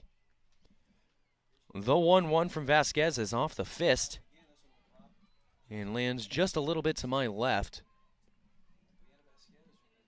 So Vasquez, who went 1-2-3 an inning ago, is up 1-2 now to the Northwestern 9-hole batter. Vasquez takes the sign, spins the ball into the motion and the pitch. He is way high, ball 2. And there it is again. Vasquez gets to that 2-strike count. She's putting a fastball up and in the eyes We've seen it all season. It's just today doesn't quite have the command. She's hitting at some points, but most of the time she's been yanking it high. The 2-2 is a screwball that screws just a little bit outside, and the count goes full to Kansas Robinson. Robinson, the Northwestern second baseman, looking to lead things off here in the fifth inning. Vasquez takes the sign, and the pitch is swung on and missed by Robinson, who goes down swinging for the second time today, and Vasquez is up to 7 on the afternoon. And now the lineup will turn over for Northwestern as Skylar Shellmeyer steps in now, who's 2 for 2 on the day. A single into left field, and she's reached on a drag bunt in her last appearance. Strike one is taken by Shellmeyer. Shellmeyer, who singled and scored the only run of the game thus far for Northwestern. Now facing Vasquez for the third time. Vasquez 7 strikeouts on the day. As here's an off speed that stays high. 1 ball, 1 strike. Vasquez 7 strikeouts, and if you're wondering how close she is to her career high, she's only about halfway there. She had 13 against UCR back in February of 2022. Shellmeyer fouls one off, goes just over the netting, so 1 ball and 2 strikes to Skylar Shellmeyer. Shellmeyer leads the team in batting average this season at .356 coming into the day. And now with 28 hits on the year, 27 of them have been singles. You have to wonder how many of them are drag bunts like the one we saw earlier today. She takes ball 2, a little low, a little outside, and the count evens at 2 apiece. Shellmeyer very fast out of the box, takes the slap approach from the left side. Stands with an open stance. Vasquez into the motion, and the pitch is outside. So now Vasquez is dangerously close to losing Shellmeyer and putting a very dangerous runner on the bases. So the full count pitch as Shellmeyer digs back into the box. And the pitch from Vasquez is a ground ball to Bennett at shortstop. Shellmeyer's digging down the line. The throw is low, and a nice pick from Diaz. 4 out, number 2. Sammy Diaz makes the long scoop over at first base. And she's flashing the leather as Bennett and Diaz combine for the 6-3 putout and out number 2. So Maeve Nelson now for Northwestern, the shortstop, who's 0 for 1 today with a walk and a fly ball into left field. First pitch she sees falls inside. Ball 1.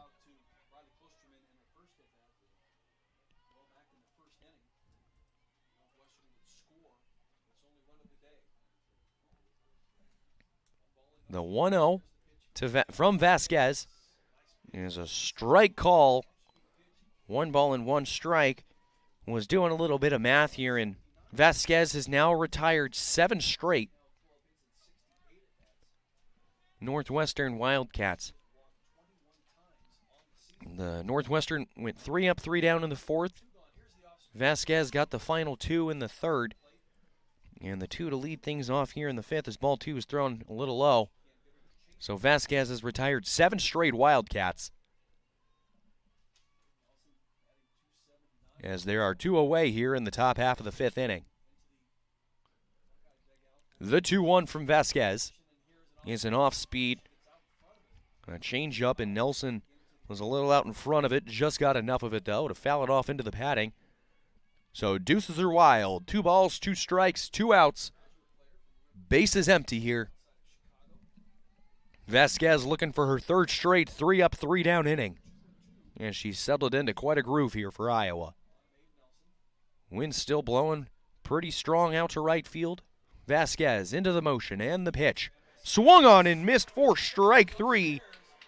Nelson goes down swinging, and Vasquez has her 8th strikeout of the afternoon, and she's retired 8 straight. As we head to the bottom of the 5th inning, this game is still tied 1-1. You're listening to Iowa Softball with Learfield. After a cancer diagnosis, it's natural to want to start treatment right away. But first, get a second opinion from a team that specializes in your cancer. I'm Dr. George Weiner, Director of University of Iowa Holden Comprehensive Cancer Center. Before you start treatment, you deserve to be confident you have the right diagnosis and know every option available to you. So whether it's with us or somewhere else, get a second opinion. It can change your care and your life.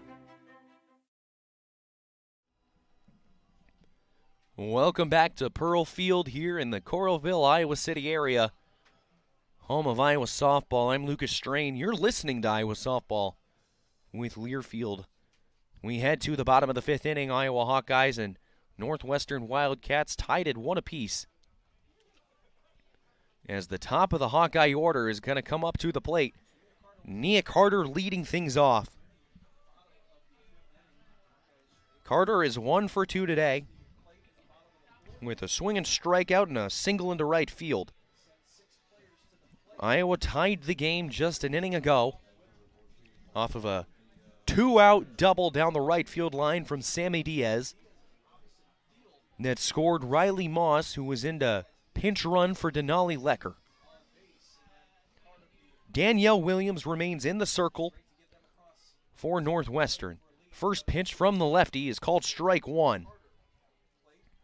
It's always interesting to see how teams play defensively when Carter is at the plate. Both corners are about, I'd say 5 to 7 feet in from the bag. Carter chases down on a pitch that bounces a little bit before the plate for strike 2. So Iowa's best hitter, at least batting average-wise, is quickly behind. No balls and 2 strikes. Williams into the motion, and the pitch is another one that skids across the plate. But Carter doesn't chase this time, and it's still 1 ball and 2 strikes.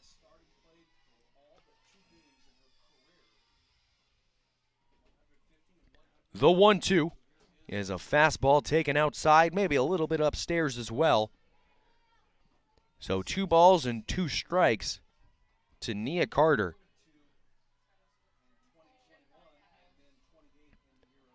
Carter back into the box, and the pitch is taken outside as well, so the count is worked full from Carter. Carter seeing a lot of pitches today, something that's not typically her style. She loves swinging first pitch. The full count pitch is a line drive into right center field. In comes Lindsay, who will make the catch on the run for out number 1. A good piece there from Carter, but with this wind blowing out towards right field, 15 miles an hour at least, it just stayed in the air and kind of cruised its way along right into the waiting glove of Lindsay. So 1 away now as Tatiana Roman will dig in. Roman, the Iowa center fielder, who is 0 for 2 today,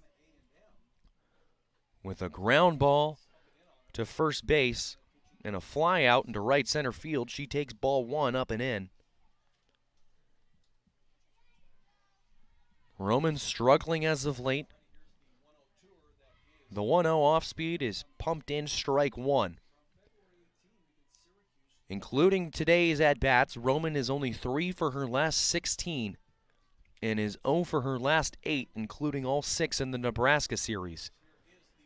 She takes ball 2 outside.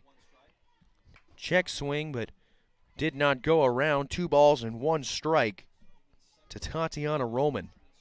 Danielle Williams around her 80th pitch. Here's a changeup she yanks high for ball 3. So we'll see if Williams comes back now. 3 balls and 1 strike to Tatiana Roman. The 3-1 is way high, so Roman draws the 1-out walk, and the Hawkeyes have a runner aboard. Tori Bennett is coming up now. Bennett's 0 for 2 today with a backwards K in the first and a line drive into left field. In her last plate appearance, that line drive, she came first pitch swinging, got a really nice piece, but with how strong this wind is, hit it right into the wind, and it just was held up in the air for Zedak to make the play. So 1 out with Roman on first. The changeup is a little bit low for ball 1, so Williams seems to be losing just a little bit of control.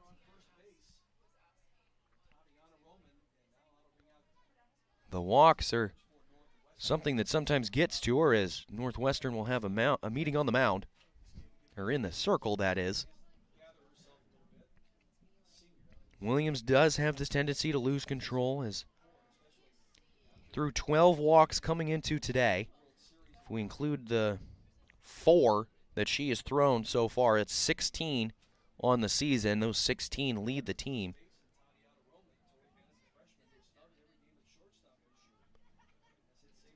As the meeting is now over, the entire field actually came in for the meeting, including the outfielders. Something you don't traditionally see. But as a reminder, the count is 1-0 with the freshman Tori Bennett at the plate. There's 1 out, and Tatiana Roman is on first base in what is a tie game in the bottom of the 5th inning. Williams calls time and steps out of the circle. So we're approaching now 60 seconds between pitches. Where is the pitch clock when you need it, folks? The 1-0 to Bennett is high for ball 2, so that is 6 straight balls thrown by Danielle Williams.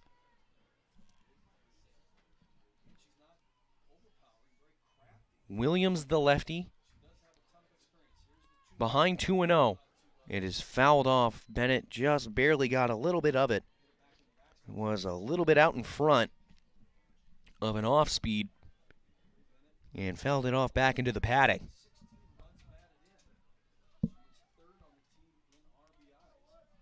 So maybe now with what is a tie game in the bottom of the 5th, maybe we'll see some action on the base paths for Iowa. The 2-1 misses outside for 3 balls and 1 strike. So especially now, where the count moves to 3-1, you have to imagine maybe Roman gets moving from first base and Bennett still swings. She is moving, and it's a hit and run. There's a single down the left field line. Roman's going to have to stop at second base. So it's a 1-out single from Bennett, and Roman advances to second. We were right.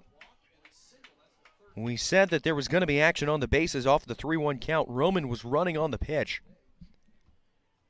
But as Bennett pulled it into left field, it would have been a very easy throw for Zedak to get Roman at third. So the Hawkeyes have runners on first and second base with 1 out, and Denali Lecker coming to the plate. Lecker's 0 for 1 today with a strikeout and a walk. Has a chance to give the Hawkeyes the lead now. Time is called by Jordan Rudd, the Northwestern catcher, as she heads out into the circle.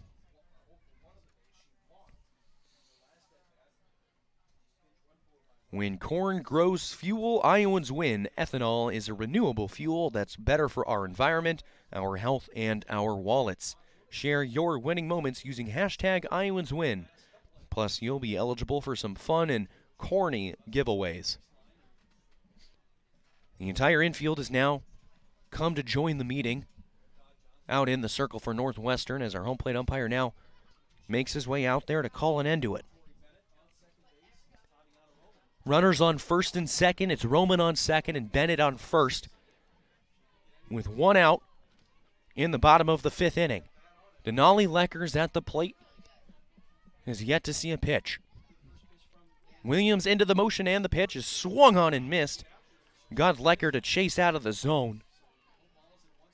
So no balls and 1 strike to the Iowa designated player, and you have to imagine it's almost time that we're about to see Lecker in the circle. While Vasquez has been cruising as of late, pitch count is still getting a little bit up there, and in end-of-game situations, Coach Gillespie loves using Lecker. Lecker doesn't chase this one after a very similar spot. So the count is 1-1. The pitch from Williams is fouled off into the netting by Lecker.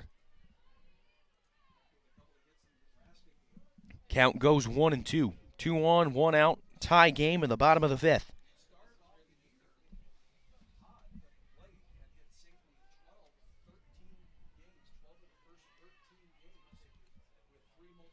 Lecker has a chance to tie the game for Iowa. Doesn't chase the pitch that's upstairs. 2 balls and 2 strikes. Lecker, the team leader in RBIs this season with 31. Those 31 RBIs ties her for 6th in the conference. Doesn't chase the ball that bounces before the zone. So the count goes full. And Williams is close to losing Lecker after going ahead. 1-2. The full count pitch is swung on and missed. Strike 3. So there are 2 away now. And the Hawkeyes are close to stranding the runners. So 2 away now as Tristan Doster comes to the plate for the Hawkeyes. Doster is 0 for 1 today with a walk and a strikeout.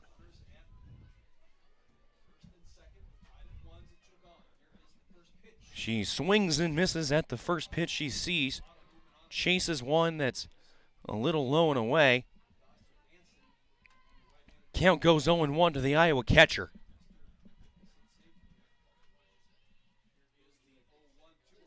She swings and misses at the 0-1 offering. So quickly falls behind 0-2. Doster went 0 for 3 last game in Game 2 against Nebraska. Is 0 for 1 today and is behind 0-2 now. She rips a ground ball that's going to go foul down the third baseline. Was about a foot and a half from just hitting that third base bag. So no balls and 2 strikes. Gillespie's squad tied right now. Williams' pitch is outside. 1 ball and 2 strikes. Williams, who was about to throw her 26th pitch of the inning, into the motion and the pitch, is low and inside for ball 2. 2 balls and 2 strikes. 2 away, runners on first and second in a tie game. Bottom of the 5th inning. Williams into the motion, and this one's off the fist and into the netting. We'll do it all over again.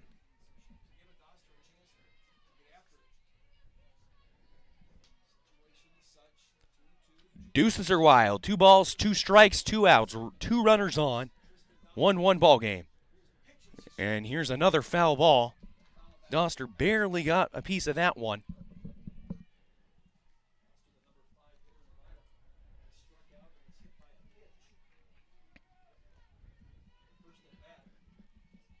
Doster's been able to hold tough with 2 strikes for quite a while now.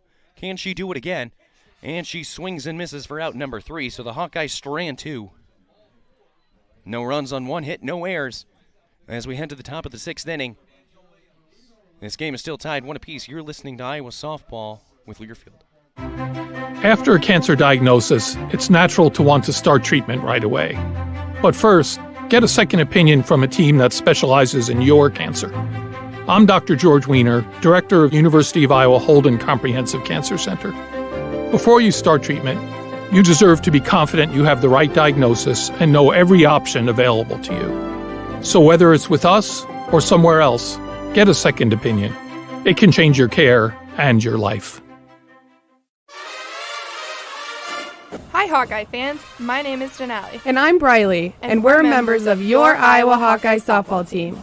Our team is striving to be number 1. And that's why we trust our vehicles to Iowa City Tire and Service, the #1 automotive shop in Iowa City, where service actually comes first. Iowa City Tire and Service, where their customers become friends because they treat you like family. Find them at 410 Kirkwood Avenue or online at ictire.com. Proud sponsors of Hawkeye softball. We all love a good win. Catching up with friends, saving money at the pump, soaking up the perfect Iowa day, sitting down to a really, really good meal. These are the everyday delights that make us smile. These are the moments that connect us all as Iowans. And these are the wins that, more often than not, start with Iowa's farm families and the crop they're growing. Because when corn grows Iowa, Iowans win. Learn more about how to share your own wins at iowacorn.org/Iowans-win.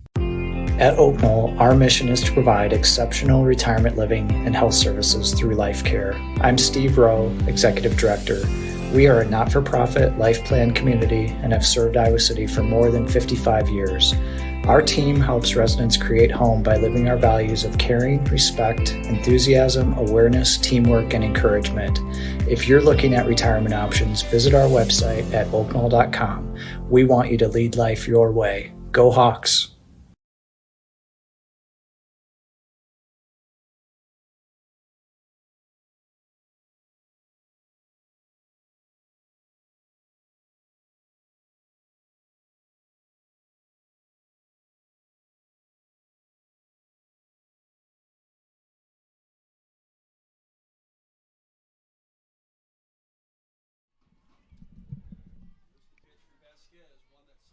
So one away here in the top of the 6th inning. Hannah Katie is at the plate for Northwestern.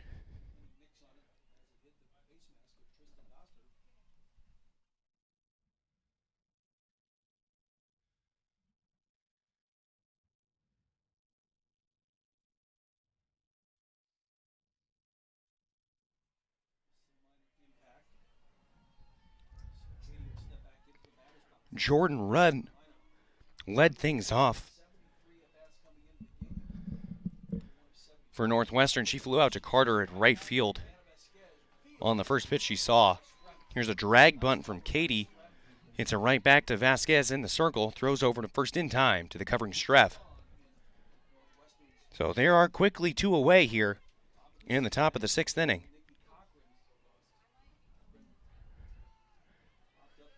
So Nikki Cochran is stepping up now with 2 away for Northwestern in the top of the 6th. Cochran's 1 for 2 with the single and a pop fly to Baines. She takes ball 1 up high. Count is 1-0.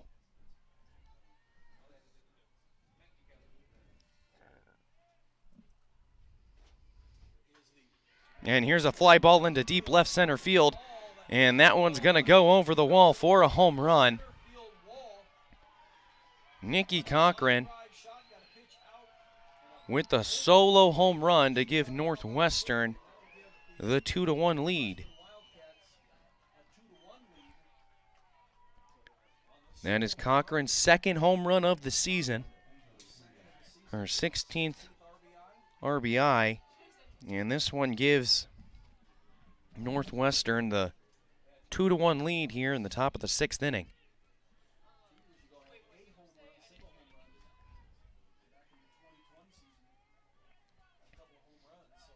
Cochran's been swinging a very hot bat. Coming into today, she had been 9 of her last 12 with 3 doubles, a home run. And now today moves to 2 for 3. With a single and a dinger. First pitch is pumped in by Vasquez to Angela Zedak. Count is 0-1. Here's a pop fly that is going to find the seats. And Vasquez is quickly ahead 0-2.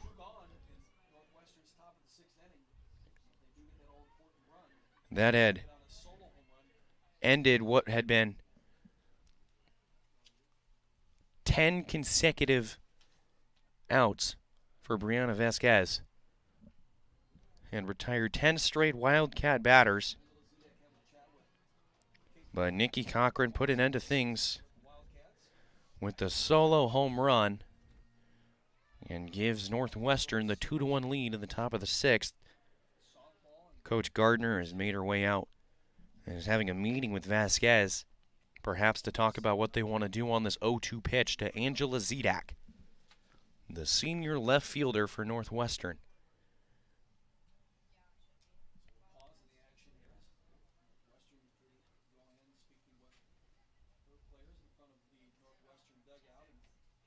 Northwestern holding a meeting as well. They seem to be coming out of it a little bit quicker than Iowa. Home plate umpire makes his way out into the circle And the little powwow is done. It's an 0-2 count to Angela Zedak. Brianna Vasquez still in the circle. Northwestern holds the 2-1 lead.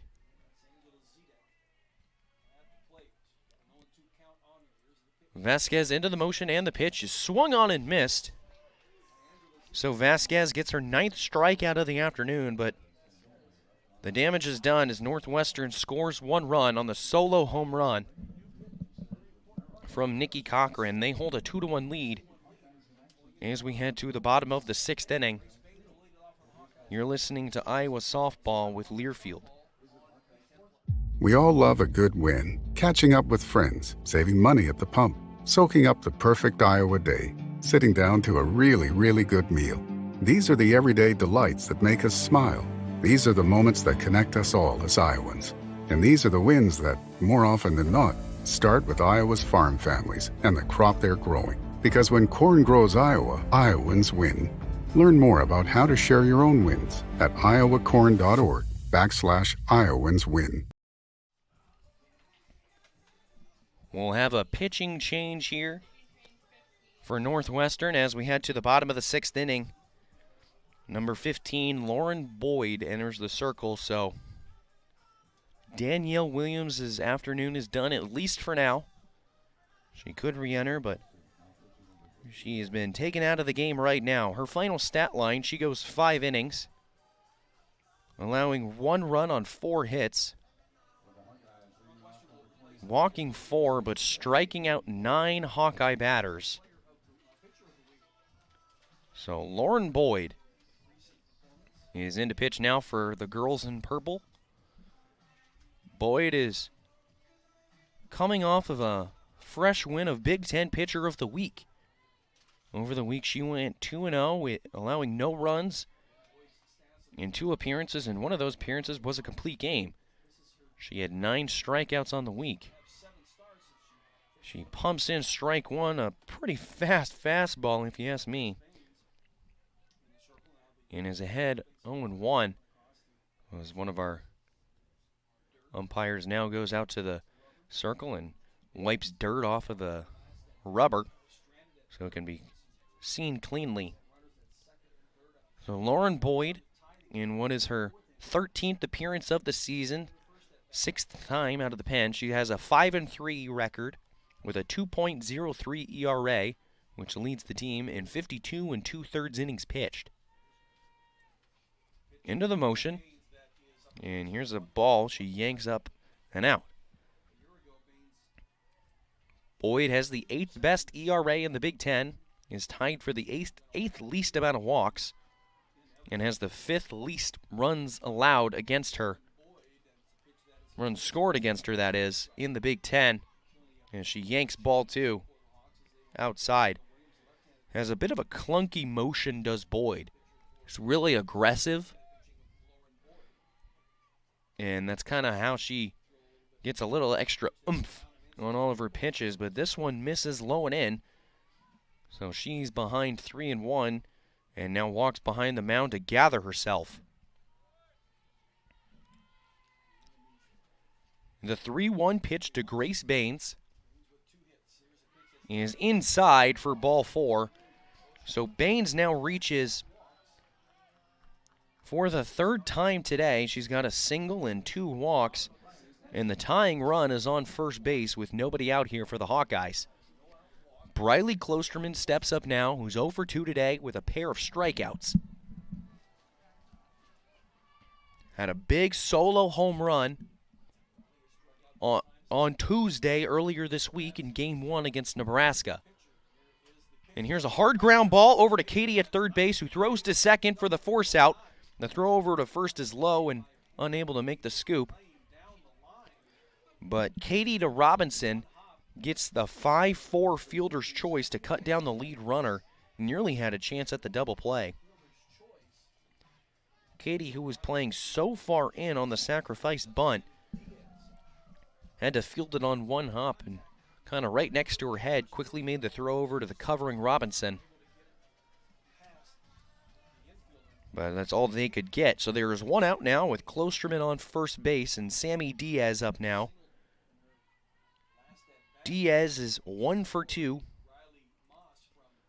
And remember, she had that big RBI double down the right field line that tied the game in the 4th. She takes ball 1 outside now. It was a double that sent in Riley Moss, who was pinch running for Denali Lecker, and made the score 1-1.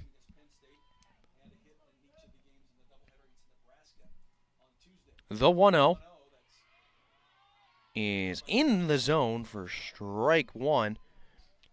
Our umpire who has used a delayed call, really delayed that call there. So 1 ball and 1 strike.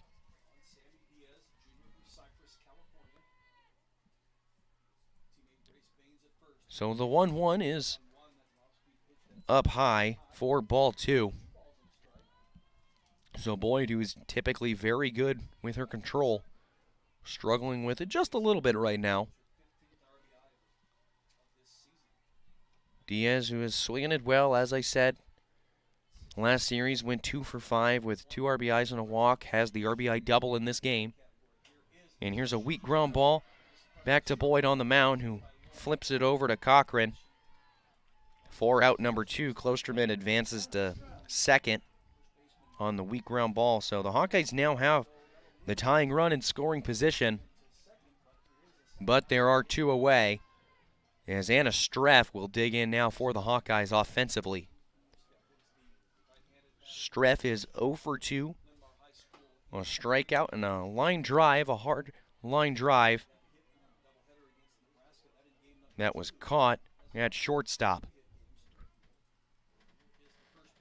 First pitch she sees is a ball outside, 1-0.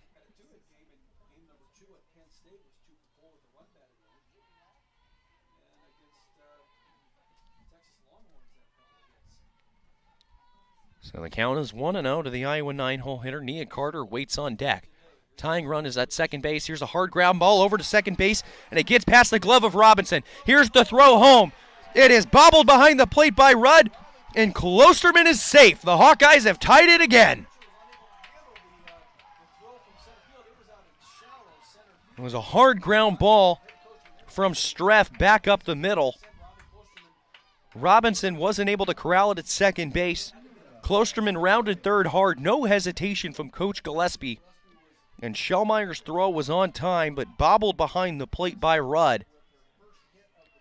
And Klosterman slides in safely to tie the game. They rule it a single. So this game is 2-2 in the bottom of the 6th. Nia Carter takes ball 1. Carter is 1 for 3 with a strikeout, a line out, and a single.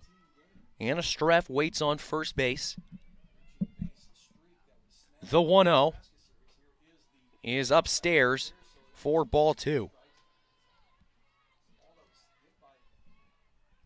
Again, Nia Carter hits nearly 500 on the season, 475 coming into today, which leads the Big Ten.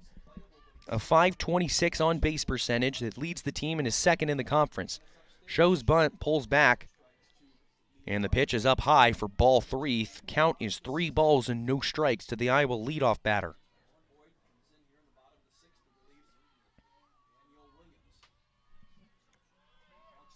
Three balls and no strikes. We'll see if Carter has the green light.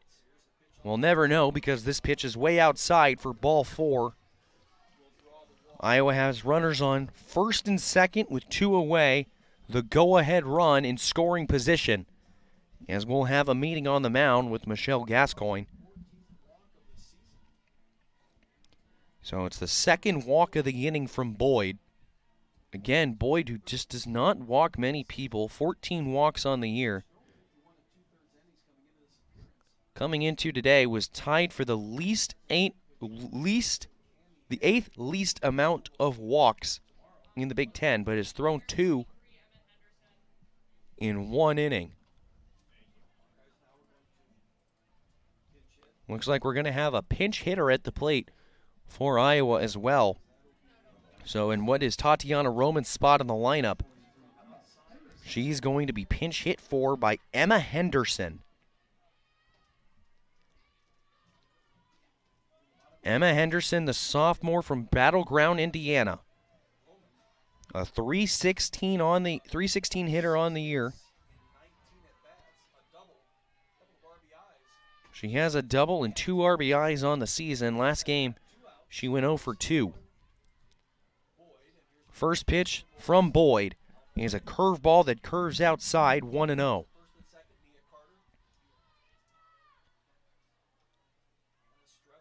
Emma, 316 batter with a 381 OBP. Waits in the right-hander's batter's box now. Boyd's 1-0 pitch is a weak ground ball back to her up the middle. She fields it and flicks it over to Cochran at first base for the out. So the Hawkeyes tie the game, but can't push across the go-ahead run as we head to the 7th.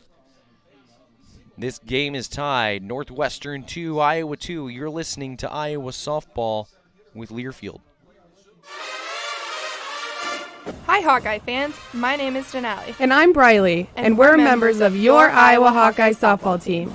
Our team is striving to be number 1. And that's why we trust our vehicles to Iowa City Tire and Service, the #1 automotive shop in Iowa City. Where service actually comes first. Iowa City Tire and Service, where their customers become friends because they treat you like family. Find them at 410 Kirkwood Avenue or online at ictire.com. Proud sponsors of Hawkeye Softball.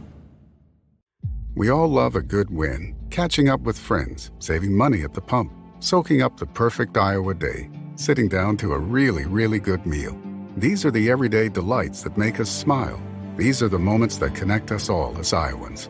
And these are the wins that, more often than not, start with Iowa's farm families and the crop they're growing. Because when corn grows Iowa, Iowans win. Learn more about how to share your own wins at iowacorn.org/Iowans win.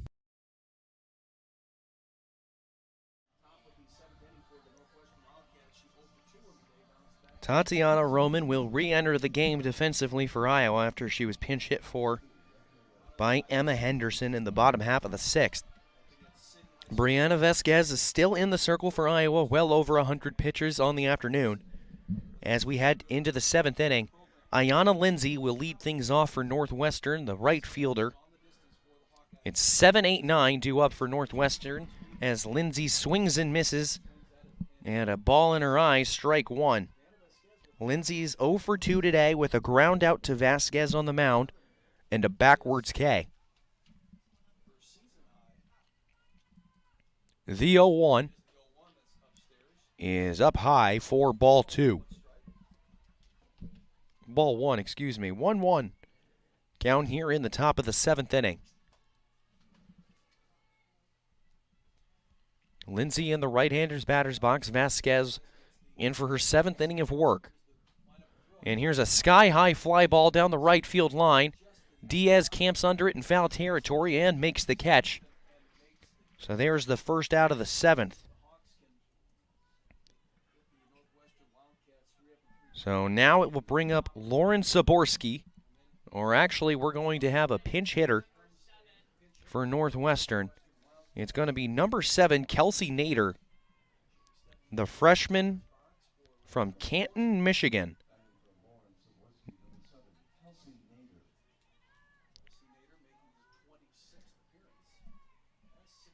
Nader, who is a 291 hitter on the season, a 381 OBP, has a pair of doubles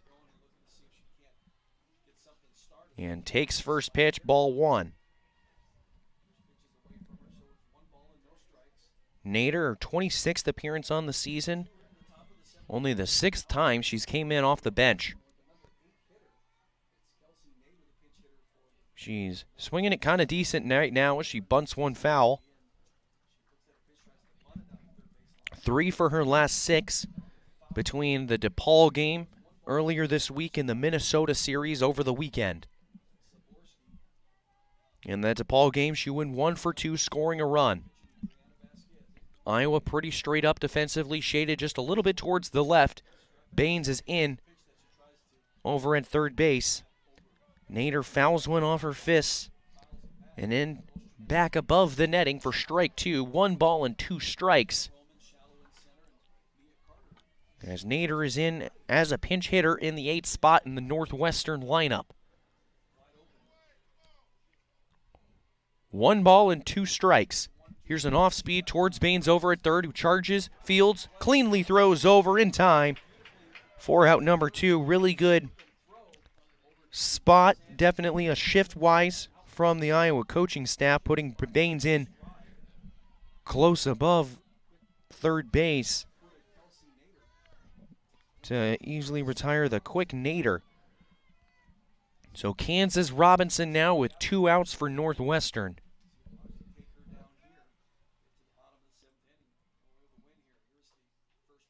Robinson takes strike 1 over the outer half of the plate. Robinson, who is 0 for 2 today, has struck out in both of her at-bats. Both of them swinging. Behind 0-1 now. Here's an off-speed, skies a fly ball to Carter out in right field. Wynn pushes it back just a little bit, but Carter is able to make the catch anyway. 4 out number 3, so 3 up, 3 down in the top half of the 7th for Northwestern. This game is still tied as Iowa comes to the plate with a chance to win it in the bottom of the 7th. Due up, Bennett, Lecker, and Doster. You're listening to Iowa Softball with Learfield. After a cancer diagnosis, it's natural to want to start treatment right away. But first, get a second opinion from a team that specializes in your cancer. I'm Dr. George Weiner, Director of University of Iowa Holden Comprehensive Cancer Center.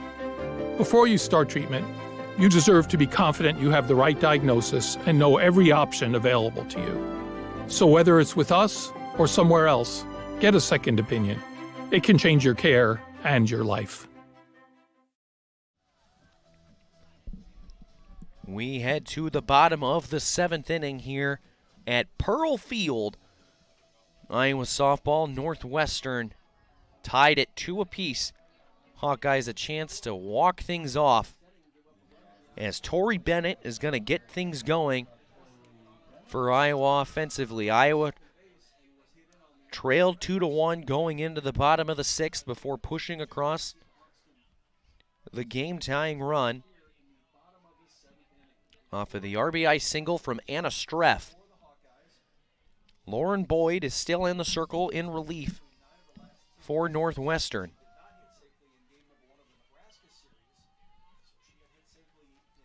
So Bennett, who was 1 for 3 today, who singled in her last AB, takes strike 1 and off speed over the outer half. As I said, she's 1 for 3 today with a single, a line out, and a strikeout in the first. Playing her to pull just a little bit on the infield. The 0-1 is taken low for ball 1, pitch number 2.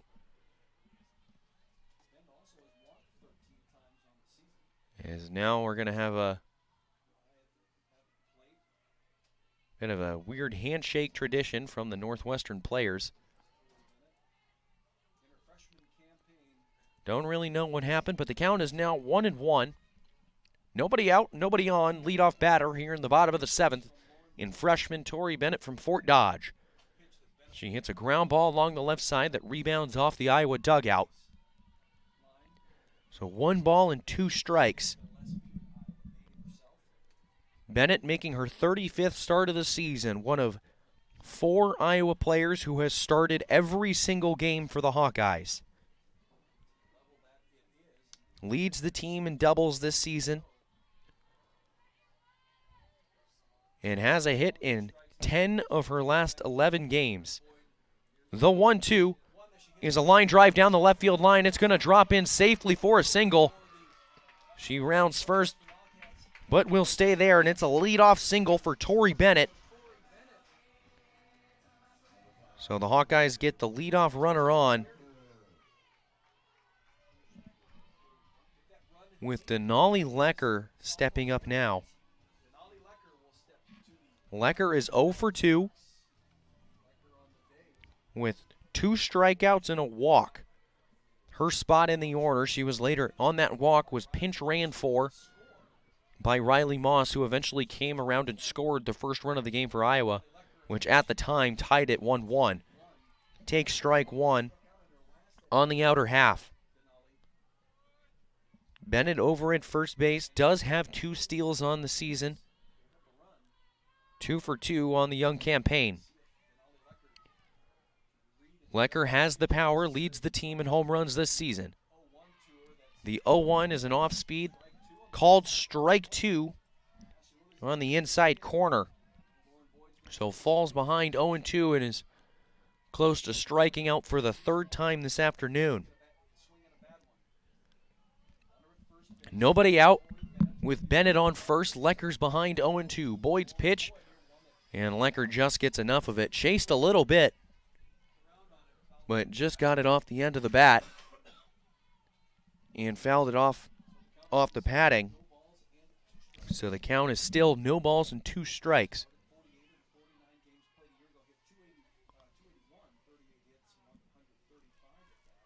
Lecker, the right-handed batter.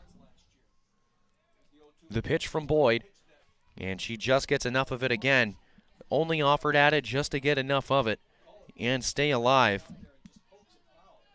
Literally just a point of sticking the bat out there and just hope it hits it, because it's not a pitch I'm going to be able to hit well. I'm not going to be able to square it up, but I don't want to go down looking. The 0-2 is a hard ground ball pulled foul just in front of Coach Gillespie. So after falling behind 0-2 after the first 2 pitches, Denali Lecker's fouled off 3 straight to stay alive. The count is still no balls and 2 strikes to the Iowa cleanup hitter.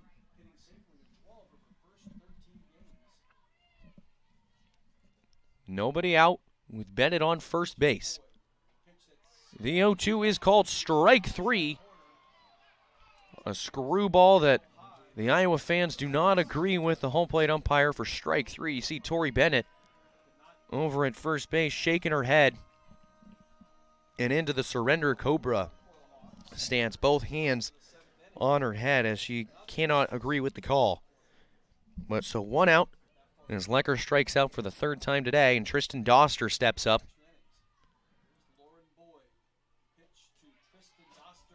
Boyd's first pitch is inside to Doster for ball 1. Doster 0 for 2 on the game, has struck out twice, but walked in her first appearance.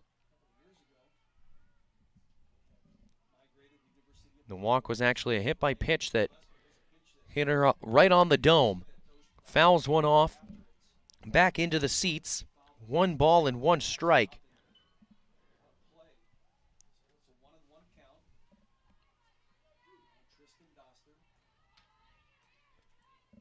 One ball, 1 strike, 1 out. Runner on first for the Hawkeyes. The 1-1, and Boyd goes bowling. Skims it across the dirt.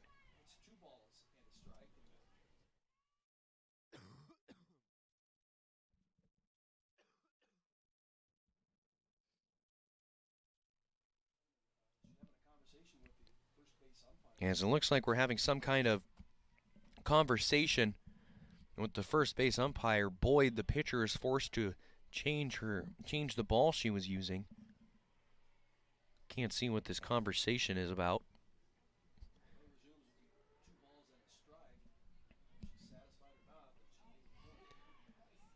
As Coach Drohan makes the slow walk back towards her dugout. And we will continue. 2 balls and 1 strike to Tristan Doster, the Iowa catcher. There is 1 out. Tori Bennett is on first base after the leadoff single. So the 2-1 is inside out swing, but inside out at it just a little bit too far. And it goes over the right field fence for a foul ball, strike 2. 2 balls and 2 strikes to Doster, who has really taken over as the primary catcher for Iowa. 2-2 is called strike 3. Doster doesn't agree with it. And she goes down looking.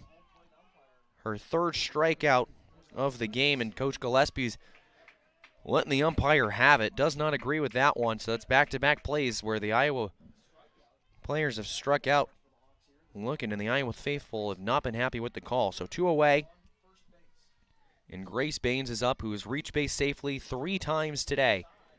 Has a single and a pair of walks, takes ball 1. Baines hit a home run in Game 2 of the Nebraska series on Tuesday. A home run here would win it for the Hawkeyes. The 1-0 bounces across the plate, so 2 balls and no strikes.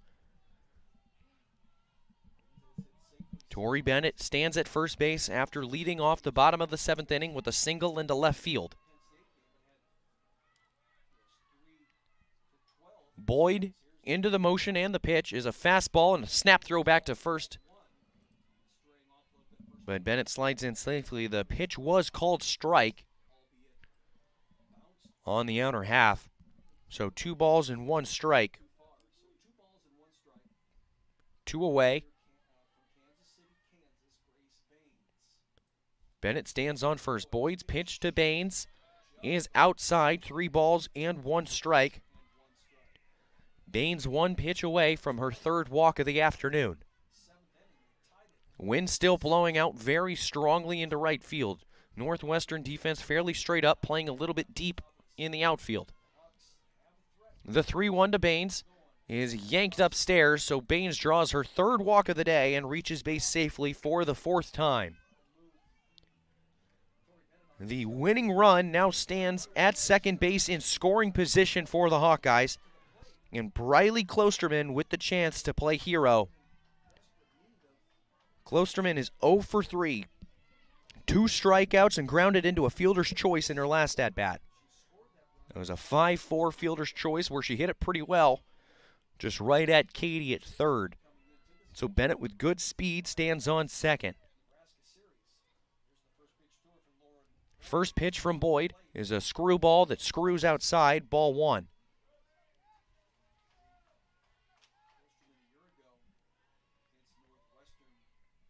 Klosterman also had a home run on the Tuesday series against Nebraska. A no-doubter solo shot over the right field wall.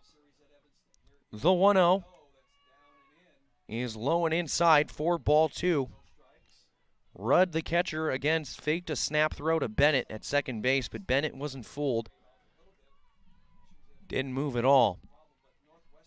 Count is 2-0 to Klosterman, who is 0 for 3 today and in the 7th spot. Back into the motion for Boyd. And here's a ground ball back to her. Boyd gloves it. Throw over to first to Cochran. Is in time for out number 3. So we're going to have some free softball as we head to the top of the 8th inning. Iowa and Northwestern tied at 2 apiece. You're listening to Iowa Softball with Learfield. Hi, Hawkeye fans. My name is Denali. And I'm Briley, and we're members of your Iowa Hawkeye softball team. Our team is striving to be number 1. And that's why we trust our vehicles to Iowa City Tire and Service, the #1 automotive shop in Iowa City. Where service actually comes first. Iowa City Tire and Service, where their customers become friends because they treat you like family. Find them at 410 Kirkwood Avenue or online at ictire.com. Proud sponsors of Hawkeye Softball.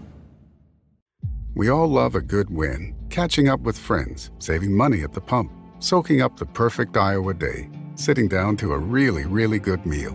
These are the everyday delights that make us smile. These are the moments that connect us all as Iowans. And these are the wins that, more often than not, start with Iowa's farm families and the crop they're growing. Because when corn grows Iowa, Iowans win. Learn more about how to share your own wins at iowacorn.org/IowansWin. 7 innings were just not enough here at Pearl Field in Iowa City, Coralville area. We head to the top of the 8th inning. Iowa Northwestern tied 2 apiece, and Northwestern has the top of their lineup coming up.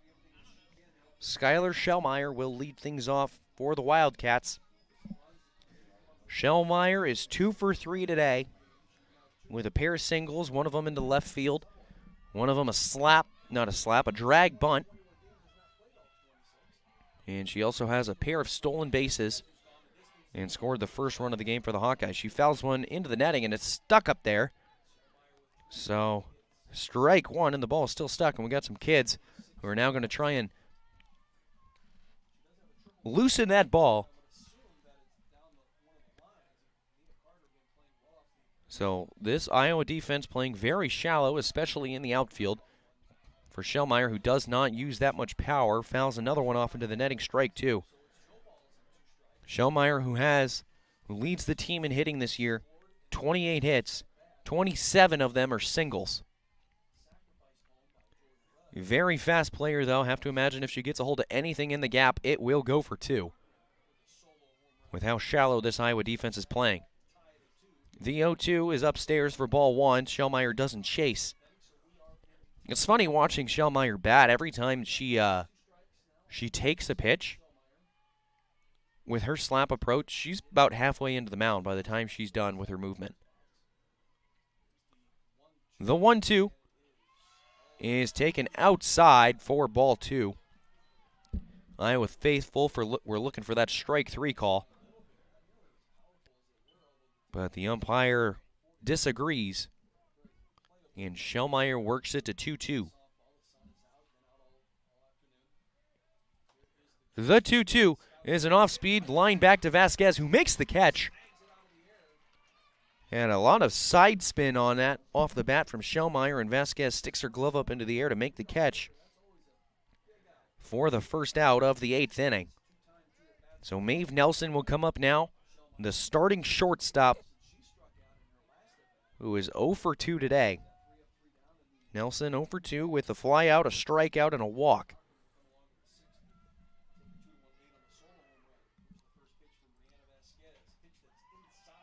First pitch from Vasquez is a fastball inside, ball one. We're at Pearl Field in Iowa City for game one of our three-game set between the Iowa Hawkeyes and Northwestern Wildcats. 48 degrees in Iowa City, and we're dealing with 13-mile-an-hour winds blowing out to right field. The 1-0 is pulled upstairs, ball two.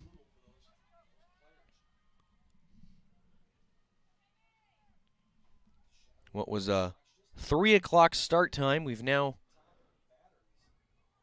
reached 2 hours and 16 minutes. The 2-0 just misses inside. 3-0 now to the Northwestern two-hole hitter, as there's nobody on with one out. Vasquez into the motion, and the pitch is high for ball four, so a 4-pitch walk. And could that be it for Brianna Vasquez? Has thrown nearly 130 pitches on the day, and just threw a 4-pitch walk here in the top of the 8th inning. Jordan Rudd will come up now. Rudd is 0 for 2. And a sacrifice fly, though, in the first inning that drove in Northwestern's first run of the game.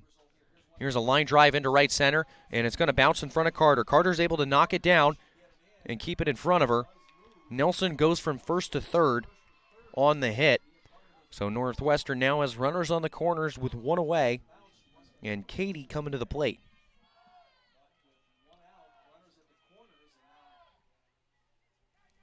Rudd took a pitch that was outer. Well, that was a little bit outside, took it the other way. Hit it into the right center field gap. Carter's able to get in front of it to just knock it down. But Nelson was still able to go first to third. So now we have a meeting on the mound with Coach Gardner, and Gardner is strictly talking to Vasquez, just to her pitcher. And now the entire crew will go join her. And actually now, Gardner's just talking to Vasquez again, as Brian Levan is out there to talk to just the infield as well. And now we finally have a security guy trying to shake the net and get that ball down. See some laughs out of the people in the stands. Ball is still stuck in the netting after Shellmeyer fouled one off. Start things off. Now a kid is going to make his way over to try and shake things out. As the meeting on the mound is over, Vasquez will not be pulled. We'll have a runner over at first base for Jordan Rudd.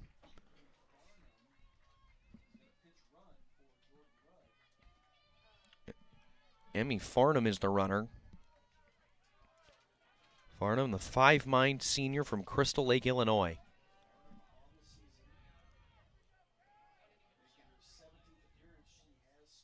So runners on the corners, one out here in the top of the 8th inning. Here's a line drive back up the middle. It's caught by Bennett. Snap throw to third base is not in time for the double play. But the first out was made. Bennett makes the catch. Couldn't quite get the double up, so there are 2 away now. A very important out. And now the home run hitter for Northwestern steps up, and Nikki Cochran. Cochran 2 for 3 with a single and a solo home run into left center that she took the other way out of the left-handed batter's box.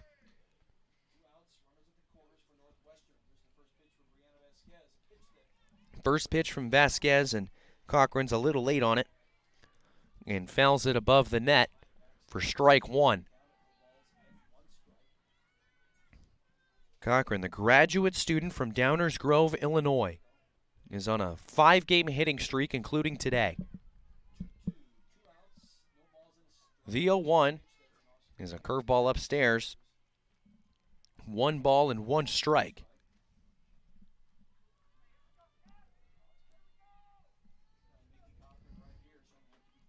Cochran will step back into the plate, into the box, that is. Vasquez into the motion, and her pitch. And here's a fly ball down the left field line. Makes its way, but it will land in foul territory. Slice towards the left off the left-handed bat of Cochran. So Vasquez is now ahead, 1 ball and 2 strikes. 2 outs, runners on the corners, and a tie game in the top of the 8th inning. Vasquez into the motion, and the pitch is a changeup yanked high. For ball number 2. 2 balls and 2 strikes to the Northwestern first baseman.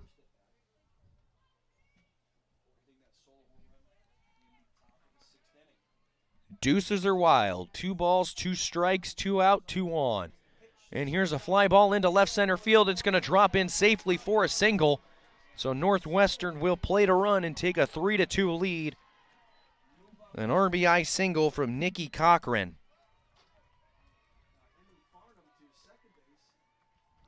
It wasn't hit hard from off the bat of Cochran, but she got just enough of it and was able to get it to drop in safely and give Northwestern the 3-2 lead. Cochran now with her 2nd RBI of the afternoon. So Angela Zedek is behind 0-1. She is 0 for 3 with runners on first and second today. A pair of strikeouts and a pop-up to shortstop in foul territory, so Zedek is yet to put a ball in play. Takes ball 1 outside.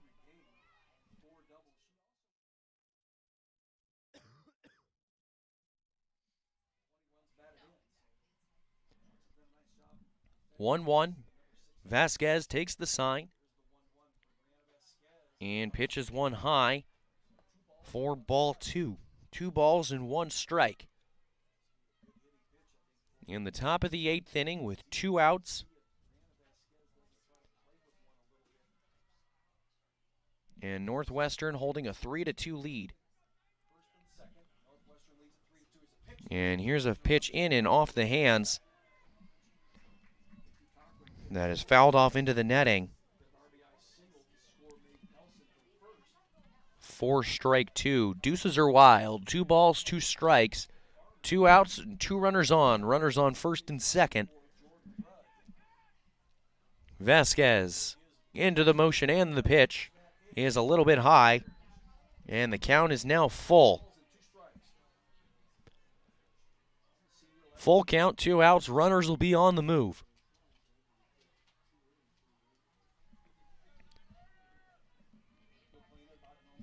Top of the 8th inning, Vasquez takes the sign. The pitch is a weak pop fly that'll stay on the infield, and Bennett makes the catch at shortstop for the 3rd out. But Northwestern is able to take the lead off of the RBI single from Cochran going into the bottom of the 8th inning. Northwestern leads it 3-2 after 1 run on 2 hits, no errors, and they stranded 2. Iowa City Tire and Service is a proud supporter of Hawkeye softball. Find them at 410 Kirkwood Avenue or online at ictire.com. Iowa City Tire, where service actually comes first. Looks like we're going to have our 3rd pitcher of the afternoon for Northwestern, as our new pitcher is Cammie Henry. So Lauren Boyd will exit after 2 innings of work. Her final stat line, she goes 2 innings, allowing 1 run on 2 hits. She struck out 2, but she walked 3. Really struggled with her command. Just kept giving the Hawkeyes free passes. So Cammie Henry into the game to pitch for Northwestern. The only pitcher who pitches really this season for Northwestern without a save this season. She has a chance to do so now. Has a 7-1 record on the year, most wins on the team, a 2.07 ERA, and 54 innings pitched. Those 54 are the most for a Wildcat this year. 35 strikeouts to 11 walks, and has allowed 7 home runs on the season. Leading things off for the Hawkeyes offensively will be Sammy Diaz, the first baseman. Diaz is 1 for 3 today with a double down the right field line that gave the Hawkeyes their first run that eventually tied the game at 1-1. Takes strike 1 from the righty Henry.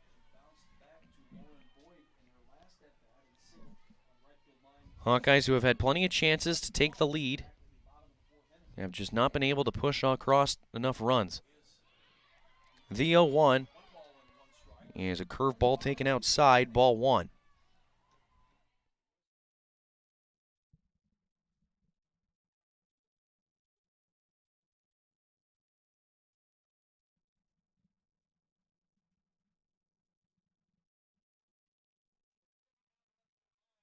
And next pitch, Diaz sees. She rips a line drive down the left field line.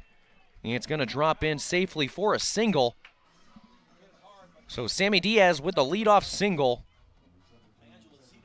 And the Hawkeyes have a runner on board with nobody out. It was a nice play from the Northwestern left fielder, Zedak. It was a rip down the line from Diaz. And Zedak was able to go over and cut it off before Diaz could round first and head towards second base. We're going to have a pinch runner for Diaz. And a pinch run for Iowa is number 28, Avery Jackson. Jackson, a 5'3" freshman from Illinois, has yet to have a stolen base on the season. Jackson, somebody started this season as a starter, but could not swing it. Went on an 0 for 29 stretch before finally getting a single. Streff shows bunt, gets it down. And here's a lot of movement on the bases. The throw is out at first base, and now there's a throw over towards third as Avery Jackson goes first to third, and she slides in safely. So Iowa now has a runner on third with 1 out. Streff got the bunt down on the first base line. Cochran, the Northwestern first baseman, came in and fielded it, went for the tag, missed it, and then on the throw, Avery Jackson was aware and went first to third using her speed. So the Hawkeyes now have a runner on third with Nia Carter coming to the plate and only 1 out. You have to imagine maybe Northwestern thinks about just putting Nia Carter on base and have Tatiana Roman be the one to bat. So Carter is at the dish now. Takes ball one, low and away on a screwball. Battle of the number 14s. Cammie Henry in the circle and Nia Carter in the box. The pitch from Henry is another screwball taken outside, ball two. And I think Coach Drohan might be thinking similarly to how I was and not giving anything close to Carter. Carter's 1 for 3 today and is ahead 2-0. And here's a pitch that is called strike one. Snap throw over to third. Tag is just a little bit late. Third base umpire called Avery Jackson safe, sliding in head first again. Snap throw from Jordan Rudd. We've seen her throw behind quite a bit today. 2 balls and 1 strike to Carter. And she hits a line drive down the left field line, and it goes just foul. Landed about a foot left of the foul line. Would have tied the game. Carter probably would have had 2. But it just goes down as a strike. So the count is 2-2 with 1 out and a runner on third. The pitch to Carter is a sky-high fly ball in foul territory along the left side. The catch is made by the shortstop, and now the play at the plate. And she slides in headfirst safely. And the Hawkeyes have tied the game. Avery Jackson with brilliant base running. So that'll go down as a sac fly for Nia Carter, who popped it up in foul territory. Maeve Nelson, the shortstop, ranged over, made the catch, but she slipped, which allowed Avery Jackson, the runner on third, to advance safely and tie the game once more, 3-3.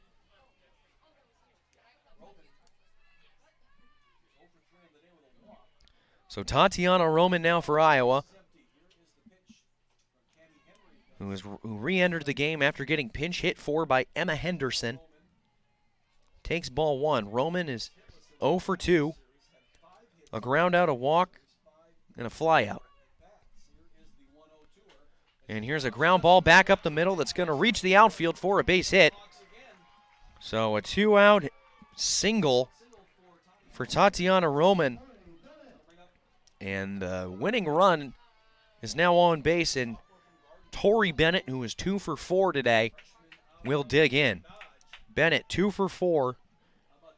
Everything she hits is just going along the left side. We're going to have a meeting on the mound with Michelle Gascoigne.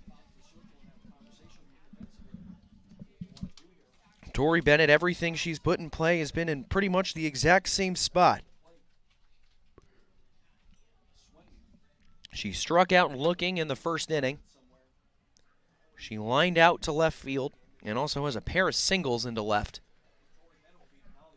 to give her a 2 for 4 day.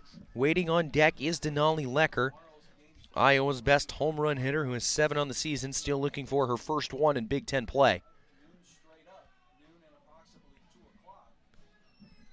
This game is tied 3-3 after Nia Carter was able to score Avery Jackson via the sacrifice fly.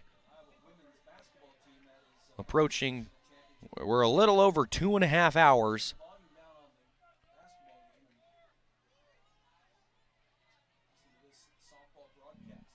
Tori Bennett digs into the box now for the Hawkeyes. Has a chance to win it. Give Northwestern their first conference loss of the season. Takes ball one outside, does the freshman.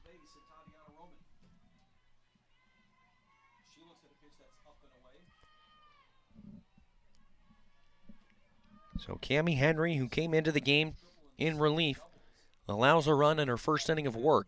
Into her motion. And it is called strike one on the outside corner to Bennett.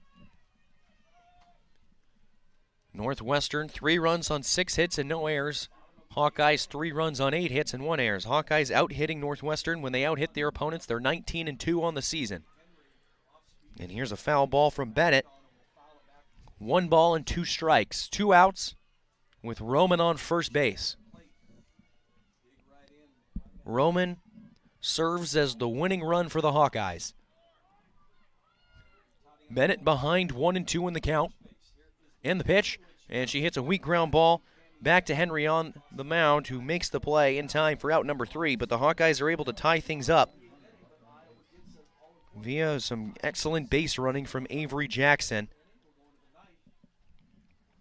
So as we head to the 9th, this game is tied 3-3. You're listening to Iowa Softball with Learfield.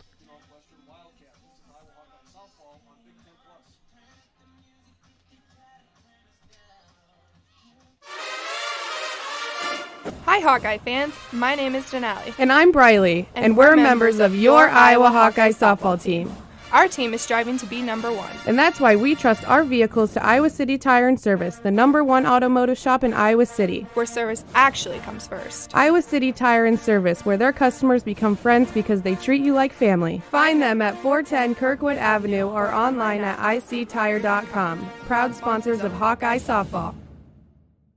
We all love a good win. Catching up with friends, saving money at the pump, soaking up the perfect Iowa day, sitting down to a really, really good meal. These are the everyday delights that make us smile. These are the moments that connect us all as Iowans. And these are the wins that, more often than not, start with Iowa's farm families and the crop they're growing. Because when corn grows Iowa, Iowans win. Learn more about how to share your own wins at iowacorn.org/IowansWin. We go to the top of the 9th here at Pearl Field in Iowa City. Game 1 between Iowa and Northwestern. We're tied at 3 apiece.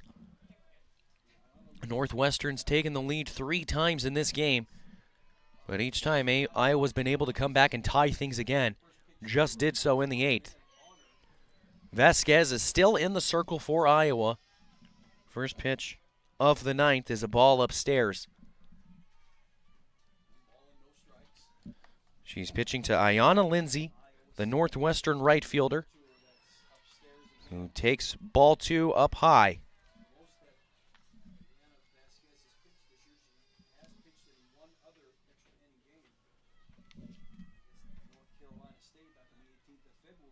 So Lindsay is ahead 2-0 to Vasquez. The 2-0 off speed is pumped in there for strike 1. Vasquez a little over 140 pitches on the afternoon. The only pitcher that Coach Gillespie has gone with in this game. On the other side, Northwestern's used all 3 of their pitchers who primarily see action. Ball 3 is thrown inside to Lindsay, so 3 balls and 1 strike. To Lindsay, who is leading off the top of the 9th. Lindsay's 0 for 3 today. A ground out, a strikeout, and a pop-up. She tips one off of her bat and back into the net/padding area behind home plate.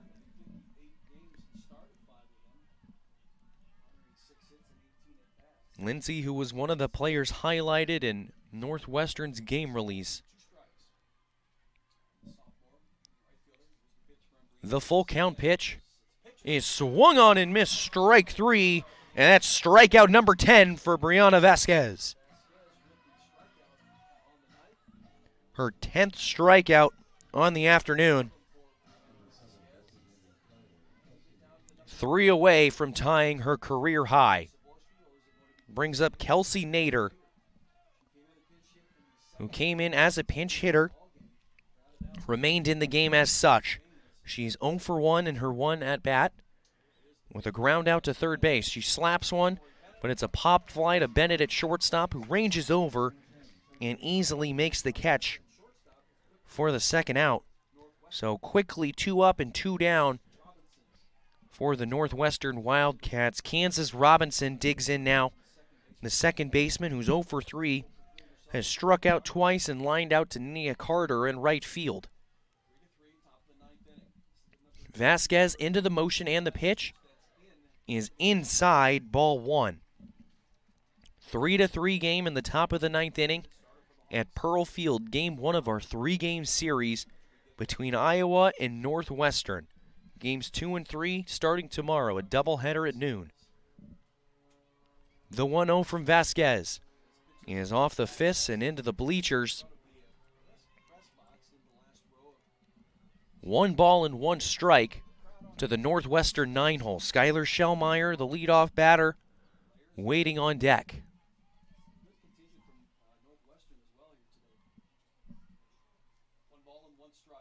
One from Vasquez is an off-speed that catches the upper part of the zone for strike 2. She is 1 ball and 2 strikes to Kansas Robinson.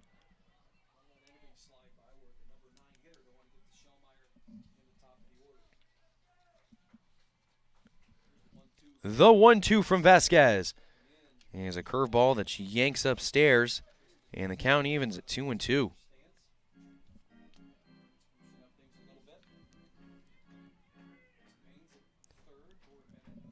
Brianna Vasquez deuces her wild, 2 balls, 2 strikes. In a tie game in the top of the 9th inning. Into the motion and the pitch. And it bounces across the plate for ball 3. Robinson didn't offer at it, so the count goes full.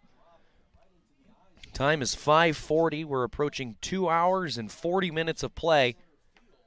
In what has been a very long softball game, the sun is starting to set and create shadows. Shadows about halfway between the circle and the plate. The full count pitch is fouled off. So we're going to do things all over again. Full count pitch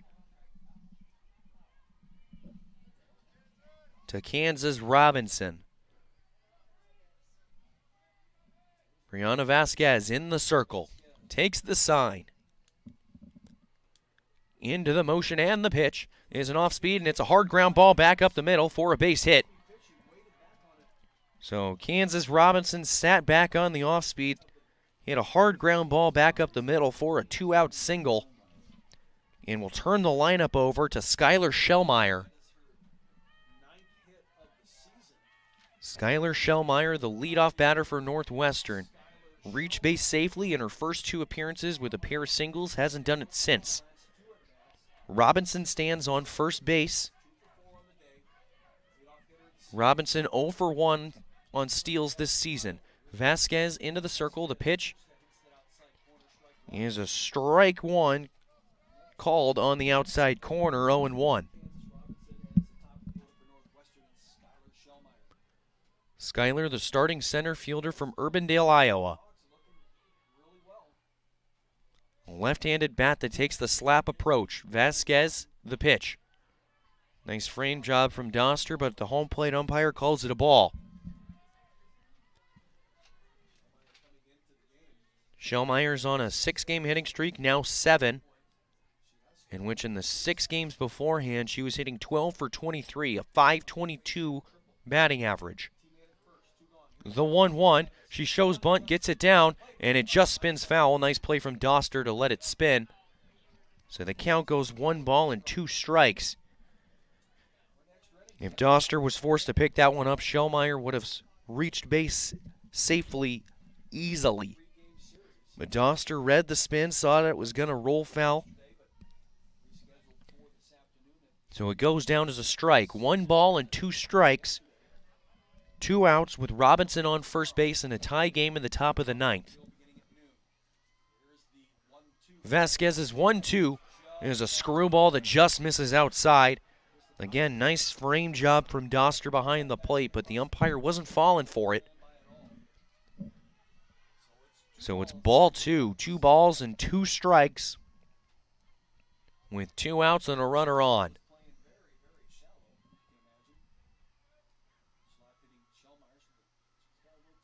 Into the motion, and the pitch is fouled off the netting once more by Schellmeyer.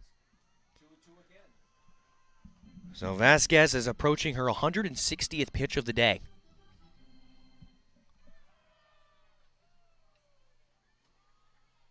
Have to wonder at what point does Coach Gillespie call it a day and bring in Lecker.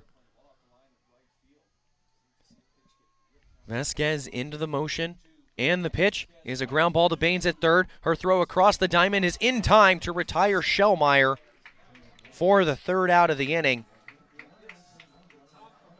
So Northwestern goes scoreless in the top half of the 9th. We head to the bottom half. Iowa has a chance to walk things off. You're listening to Iowa softball with Learfield.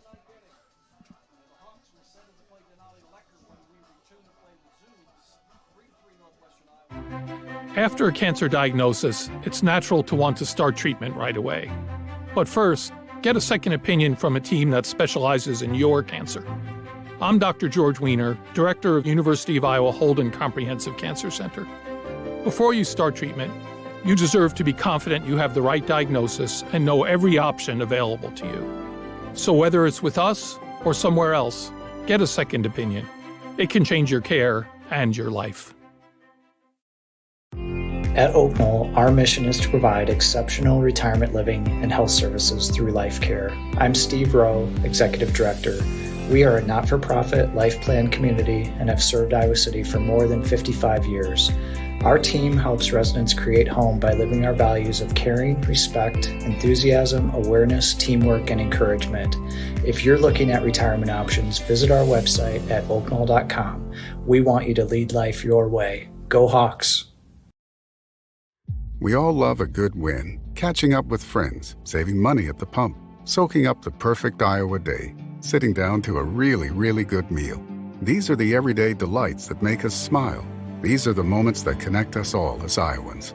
And these are the wins that, more often than not, start with Iowa's farm families and the crop they're growing. Because when corn grows Iowa, Iowans win. Learn more about how to share your own wins at iowacorn.org/IowansWin. First pitch of the bottom of the ninth. He is taken low and inside by Denali Lecker for ball one. Lecker with the chance to walk things off for the Hawkeyes. Number one home run hitter on the season. Cammie Henry still in the circle for Northwestern. Here's a line drive into deep right field. Back at the wall, and it is caught by Lindsay.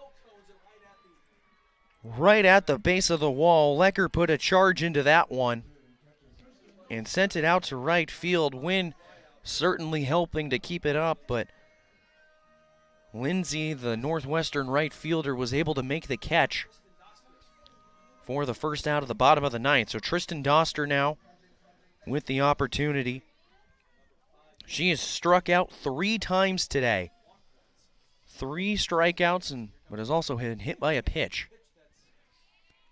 First pitch is a ball taken inside, 1-0. Doster has 2 home runs on the season. One of them coming last weekend at Penn State. Takes strike 1 on the inside half. Count is 1-1. Doster has the highest slugging percentage on the team. Loves her extra base hits. The 1-1 is called strike 2. Screwball or maybe even a changeup that just caught the inside corner for strike 2. The 1-2 to Doster is yanked outside, and the count evens at 2 apiece.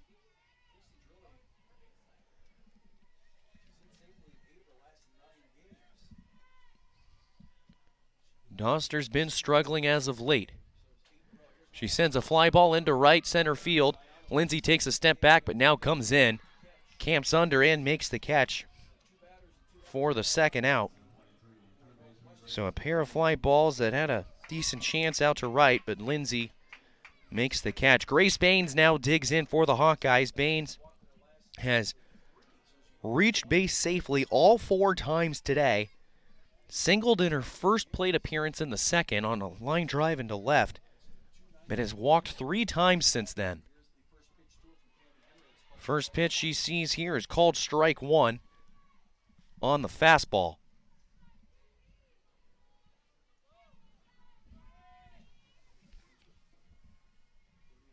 Cammie Henry back into the motion, and here's a line drive into center field, but right at Schellmeyer, who makes the catch. So 3 Hawkeyes step up and put decent stick on it. But the Northwestern outfielders all make the catch. And the Hawkeyes go 3 up, 3 down as we head to double-digit innings here in Iowa City. You're listening to Iowa Softball with Learfield.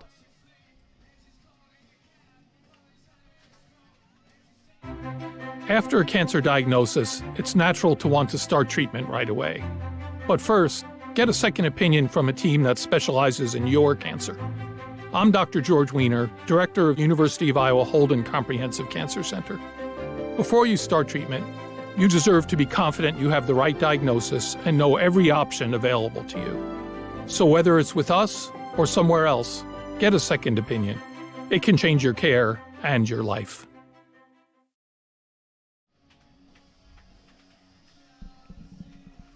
Brianna Vasquez is still in the circle for the Hawkeyes. She'll have 2, 3, and 4 due up in the Northwestern lineup in the top of the 10th inning. Maeve Nelson will lead things off for Northwestern.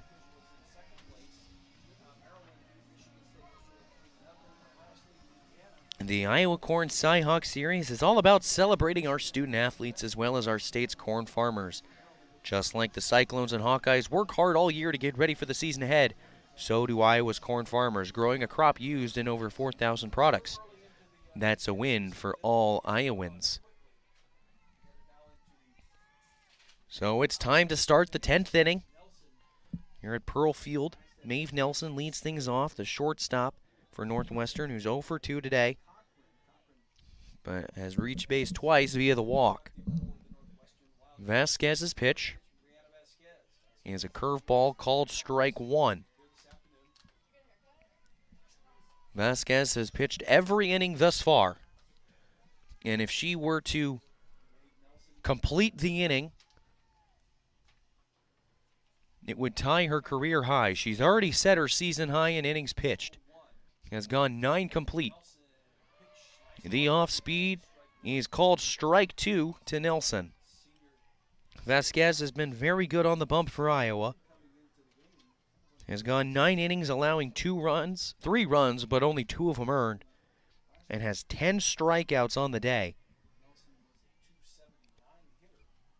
Came into the season with 78 strikeouts on the season, 9th most in the Big Ten. The 0-2 is a fastball upstairs that pops out of the mid of Doster. So the count goes 1-2. Vasquez, who had a bit of a rough outing a weekend ago at Penn State, has really turned things around here on her home field. Earlier this week against Nebraska, she went 6 innings, allowing 2. And now she's allowed the same amount. And she trips during her delivery this time, so no pitch is called. Playing the mind games. I like it. I like it. But as I said, has gone 9 complete innings thus far, allowing 2 runs.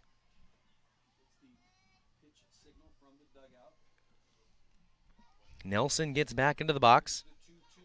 The pitch from Vasquez is fouled off, and Nelson's pretty mad at herself. Takes a bit of a chop with a sword.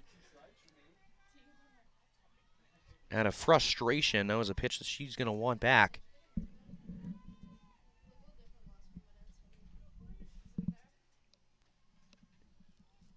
So the count is 2 balls and 2 strikes to the leadoff batter of the 10th inning.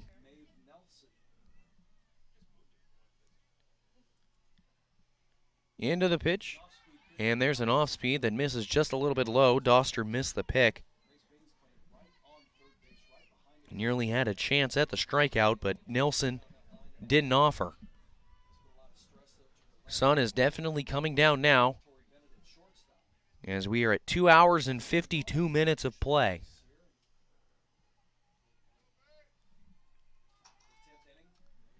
We are in the 10th inning, and the only game that we're playing today, but we have 2 more tomorrow. Vasquez's pitch is inside for ball 4, screwball, and Vasquez is asking the umpire where that one missed. Well, from how the umpire has been calling it all game, that's definitely been consistent from what he's been saying. Didn't tighten anything up at this point. So we're going to have a meeting on the mound, and we have a high five, and it looks like Vasquez's day is done. So Denali Lecker is going to come in relief of Brianna Vasquez. Vasquez's final stat line, she goes 9 innings, 9+,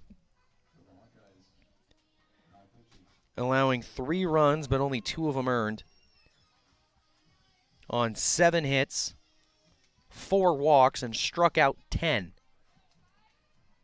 Those 10 strikeouts are her second most of the season, one shy of tying her season high. This is the most innings she has pitched all year. Season high in innings pitched for Brianna Vasquez. And replacing her will be Denali Lecker, who was originally the DP, so she'll now field her spot in the lineup. Coming into the weekend, Denali Lecker had a 2-0 record with a 1.8 ERA and 42 2/3 innings pitched. This is her 14th appearance and 12th one out of the pen. And the last time she pitched both games on Tuesday against Nebraska. And combined in those 2 games, she went 4 innings, allowing 2 runs on 5 hits, striking out 4. And got the save during game 1, but she's looking for the win right now. She will inherit the runner that Vasquez allowed to reach first to start things off, and Jordan Rudd comes to the plate now for the Wildcats with a runner on first and nobody out. Rudd is 1 for 3 and hits everything out towards right field so far today. Takes ball 1 outside. Looking at her spray chart, everything has gone to right. A sacrifice fly, a pair of flyouts to Nia Carter out and right, and a single on a line drive to right center. And she finally hits one along the left side, a sky-high pop fly that Tori Bennett will catch just out into the outfield. So there's out number 1. Hannah Katie now for Northwestern. Northwestern's third baseman. Katie's 0 for 3 today. A strikeout, a walk, a sacrifice bunt. Excuse me, it wasn't a sacrifice. She tried to bunt for a hit. And she sends a line drive into deep center field. Roman's going back, and it's going to get over her head and bounce to the wall. Nelson's going to round third and go home. The throw from Bennett is not in time, so Nelson slides home safely. And it's an RBI double from Hannah Katie. The Hawkeyes were playing fairly shallow in the outfield. Roman gave it a good effort, but Katie sent a charge into it in left center. It was a good relay from the Hawkeyes, but Nelson was running hard from first base, and the Wildcats take a 4-3 lead in the top of the 10th inning.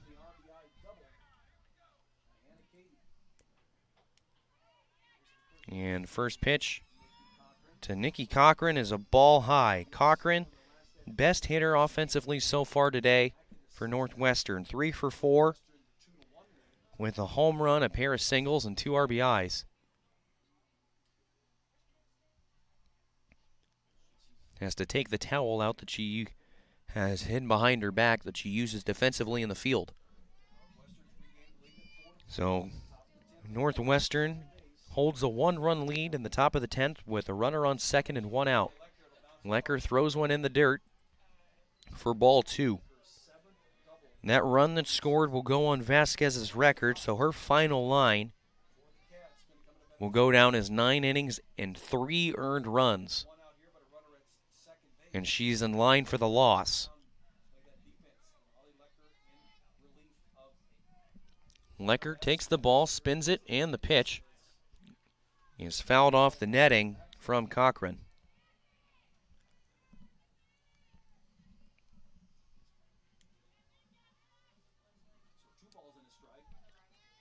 2-1 count.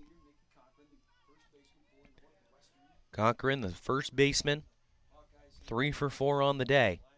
Has been swinging a very hot bat, 9 for the last 12 before today. Hits a weak ground ball that hits herself in the box. So it evens the count at 2 apiece. Due up in the bottom half of the 10th inning for Iowa will be 7, 8, 9. Klosterman, Diaz, and Streff.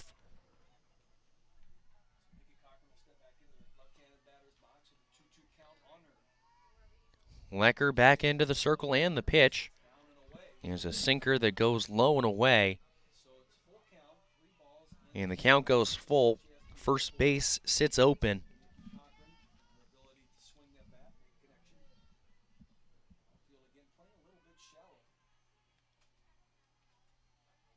Wind has really died down now from what we saw at the beginning of the day.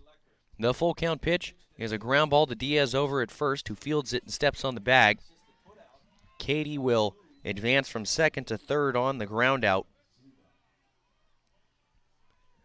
And Northwestern has a runner on third with 2 away, and Angela Zedak coming to the plate, who's 0 for 4. She struck out twice and popped out twice. She takes the unique approach where she shows bunt, kind of, and then pulls back and swings. She hits a hard ground ball back up the middle, gets past Lecker's glove, and reaches the outfield. Katie's going to come home and score. So Northwestern extends their lead and take a 5-3 lead here on the top of the 10th. An RBI single from Zedak. So Iowa's been able to come back from every Northwestern lead so far today, but this will be the first time that they're trailing by 2. Ayanna Lindsay steps in now, who's 0 for 4, takes strike 1. Lindsay 0 for 4, has grounded out, struck out twice, once each way, and popped out in foul territory along the first baseline. Lecker misses low on the screwball. Count is 1-1. Northwestern scored 2 runs to take a 5-3 lead. Vasquez started the 10th inning for the Hawkeyes. Walked the leadoff batter, was pulled. Denali Lecker came in as she misses low for ball 2. Lecker came in, allowed Vasquez's runner to come around and score, and has allowed a run of her own. As the Hawkeyes now find themselves trailing 5-3. And here's a weak ground ball that's going to go, and Bennett will make a diving attempt at it, keep it in the infield, but has no play at first base. So Lindsay gets her first hit of the day. And there are now 2 on with 2 out, and Kelsey Nader. Nader, who entered the game as a pinch hitter a couple innings ago, has remained in there as such. Is 0 for 2 since she entered the game, with a ground out and a pop-up, both along the left side. Nader, the lefty bat.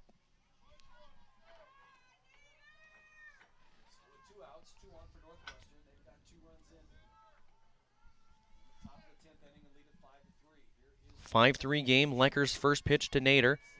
Misses low, ball 1.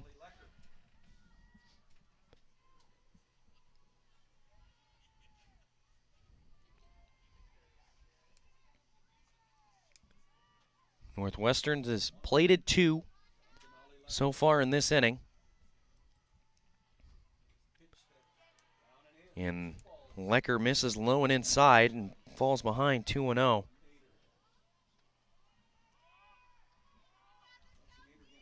Lecker struggling to find the zone, really. Has thrown 16 pitches thus far, and half of them have been strikes. Behind 2-0. And misses low again, so the count moves 3-0, and she's in danger of walking the bases loaded.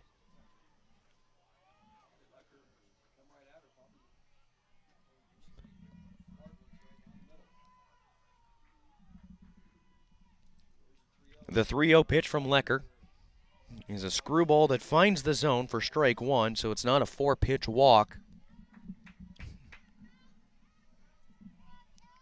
And Kelsey Nader finds herself ahead in a 3-1 count. Lecker takes the sign from the dugout, checks her wristband, spins the ball into the motion and the pitch. Here's a ground ball along the right side, past a diving Streff into the outfield. Carter's throw home is cut off by Diaz. Another run will score Lindsay advances to third base. And Northwestern has tallied 3 runs this inning to take a 6-3 lead. Things are just kind of spinning out of control here for Iowa defensively. That was just kind of a weak ground ball along the right side, and Anna Streff, the Hawkeye second baseman, made a diving attempt at it, and it was just past her outstretched glove. And Carter's throw was cut off by Diaz, the first baseman. And that's how Northwestern tallied their 3rd run of the inning. It's now the 9-hole batter, Kansas Robinson, who shows bunt. Nader will take second. Tried to do a delayed steal and get caught in a rundown. Hawkeyes just let her have it. So Northwestern now has runners on second and third. With 2 away, first base is open. But it's the 9-hole hitter in the lineup right now, and Kansas Robinson, who was 1 for 4, singled on a hard ground ball in her last at-bat.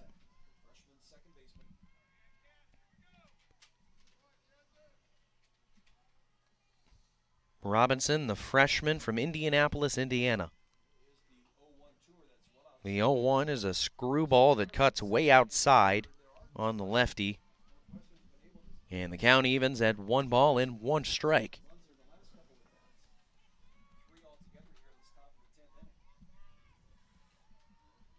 Northwestern able to double their run total in what has been our 3rd extra inning of play.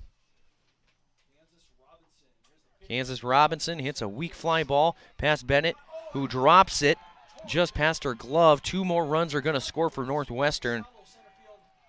And that's a bloop. I'd call it hit. I'd call it an error. I don't know.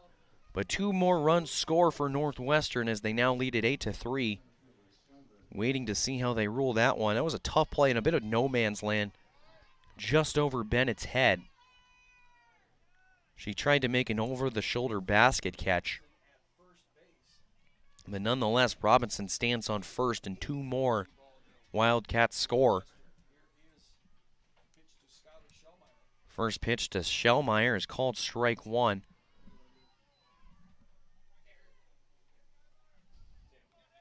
They officially call it an error on Bennett. And to try and make the over-the-shoulder catch. And it just popped out of her glove. The 0-1 to Skylar Schellmeyer is called ball. So 1 ball and 1 strike. It's been a 5-run inning for Northwestern. It's back-to-back games where a game's been tied. And then things just kind of spiral out of control for the Hawkeyes defensively.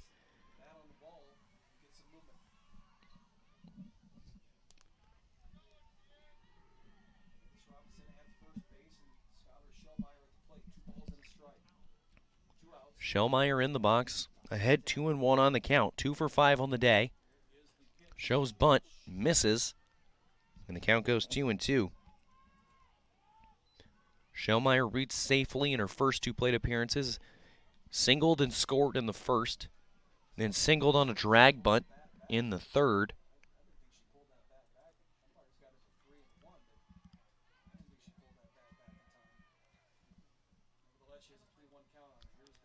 And here's a fly ball into left center field. And a diving catch from Briley Klosterman for the 3rd out. So the Hawkeyes finally get out of the inning. But the damage was done for Northwestern offensively. They scored 5 runs on 4 hits on 1 Iowa defensive error and stranded 1 more. As we head into the bottom of the 10th inning, Iowa trails 8-3, coming up for the last time in this game. You're listening to Iowa Softball with Learfield. Knowing that I can make a difference in my patients' lives keeps me motivated every single day. Hi, I'm Dr. Kanya Ferguson at University of Iowa Healthcare. With academic medicine, we see the toughest cases, so we're always innovating. And we bring the best minds together to collaborate, so there's more brain power focused on you. Because that leads to exceptional care for our patients and our community. See how at uihc.org. At Oak Knoll, our mission is to provide exceptional retirement living and health services through life care. I'm Steve Rowe, Executive Director. We are a not-for-profit life plan community and have served Iowa City for more than 55 years. Our team helps residents create home by living our values of caring, respect, enthusiasm, awareness, teamwork, and encouragement. If you're looking at retirement options, visit our website at oakknoll.com. We want you to lead life your way. Go Hawks!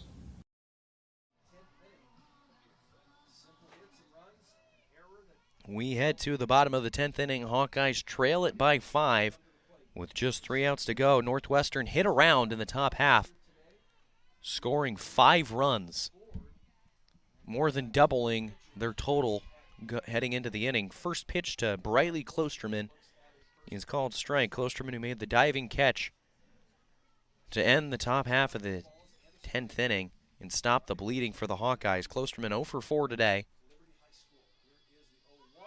And she takes an 0-1 off-speed pitch called strike 2 that just catches the outside corner. First time we've really seen the umpire expand the zone past just the parameters of the plate so far today. So Klosterman's behind 0-2 and hits a pop fly in foul territory behind the first base bag. It's going to drop. It's just going to be a foul ball.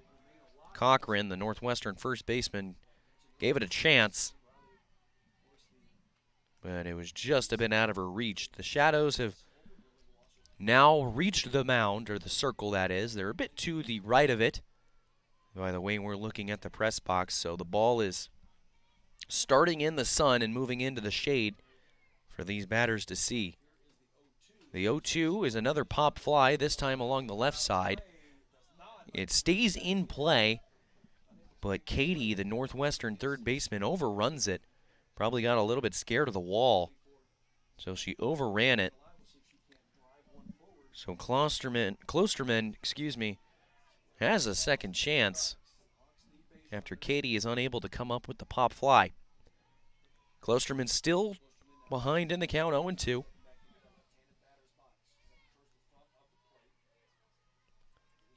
Into the motion, and the off-speed changeup is taken outside, ball 1 from Cammie Henry. Henry, who's came in relief to start out the 8th inning, started the 8th,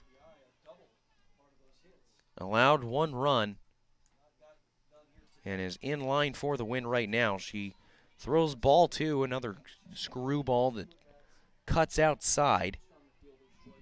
So 2 balls and 2 strikes now to the Iowa left fielder. Northwestern defense playing fairly straight up. If anything, the shortstop has played a little bit to her left. Strike 3 looking, and Klosterman goes down on strikes for the 3rd time today, and that's at least the 3rd Hawkeye with at least 3 strikeouts.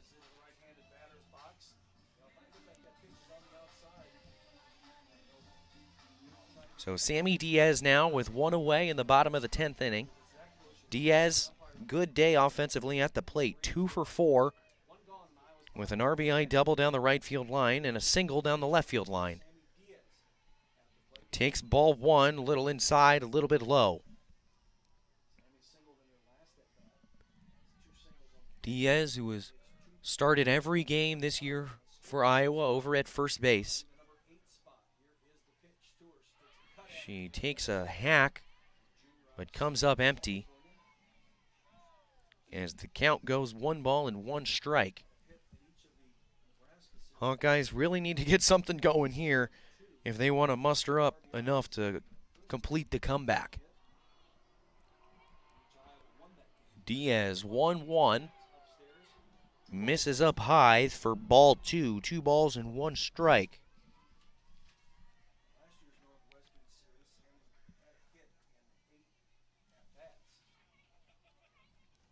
Diaz definitely having her best offensive season for the Hawkeyes. She takes ball 3 inside, 3-1 count.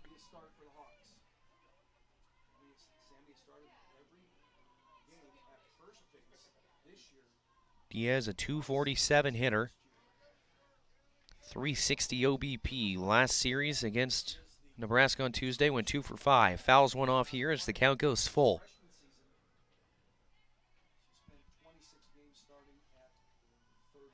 So Diaz is on a bit of a hit game streak.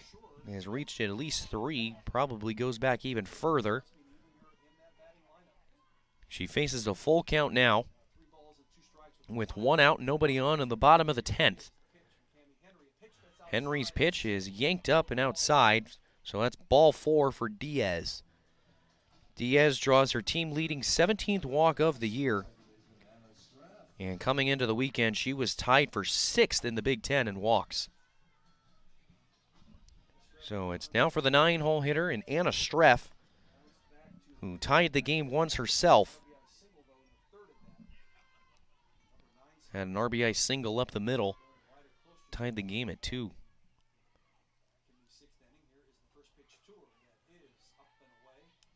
First pitch she sees is up and outside for ball 1.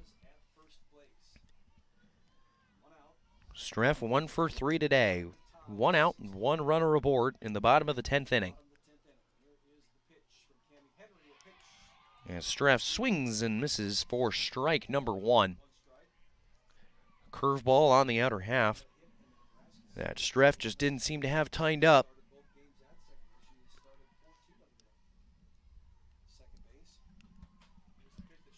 She spits on a foul ball here along the right side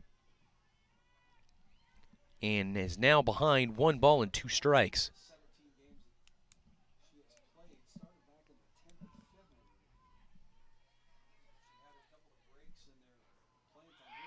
The 1-2 is called strike 3. Streff kind of tried to lean into it, and she got frozen, and Streff goes down via the strikeout for the 2nd time today.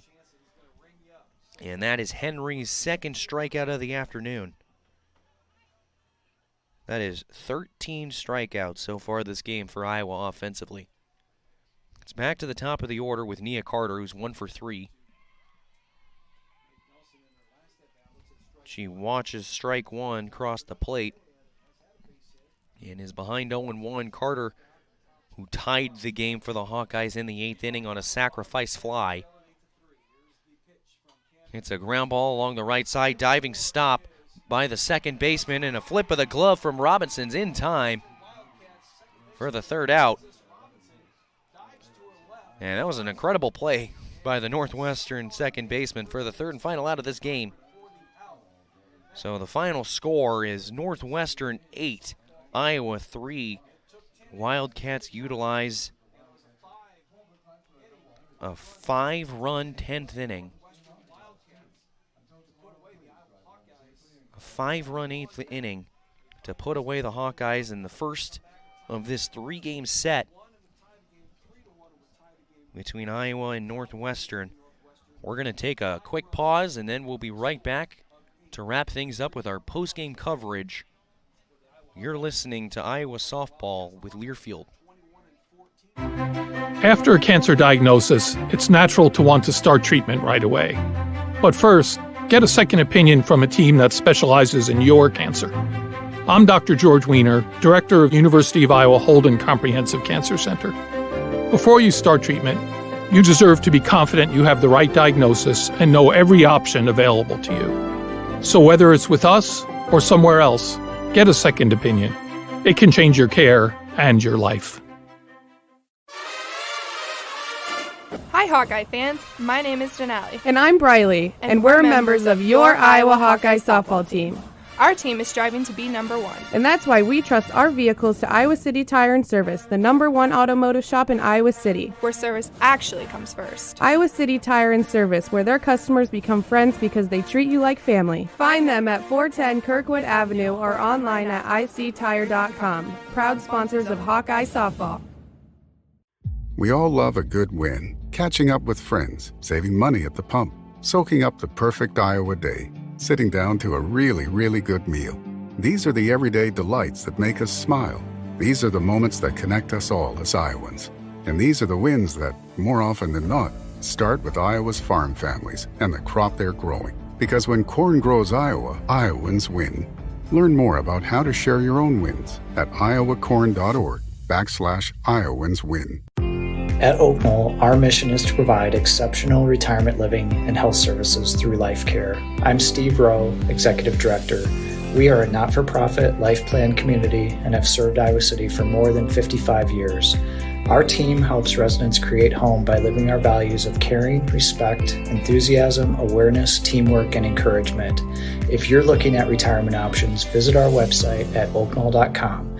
We want you to lead life your way. Go Hawks! On the Hawkeye Sports Network, from Learfield, Iowa Hawkeye Softball is brought to you by Homewood and Home 2 Suites, preferred hotel of the Hawkeye Radio Network. Iowa's corn farmers of the Iowa Corn Growers Association and the Iowa Corn Promotion Board. When corn grows Iowa, Iowans win. Oak Knoll, an active life care community by University of Iowa Healthcare. Changing medicine, changing lives.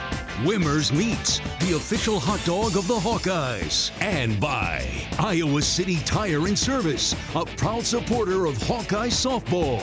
Iowa City Tire, where service actually comes first. Hawkeye softball is on the air.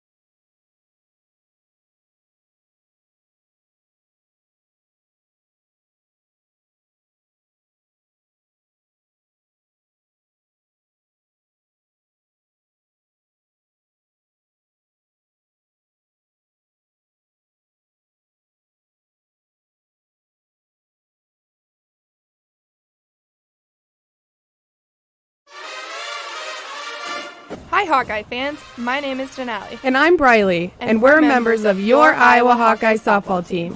Our team is striving to be number one. And that's why we trust our vehicles to Iowa City Tire and Service, the #1 automotive shop in Iowa City. Where service actually comes first. Iowa City Tire and Service, where their customers become friends because they treat you like family. Find them at 410 Kirkwood Avenue or online at ictire.com. Proud sponsors of Hawkeye softball.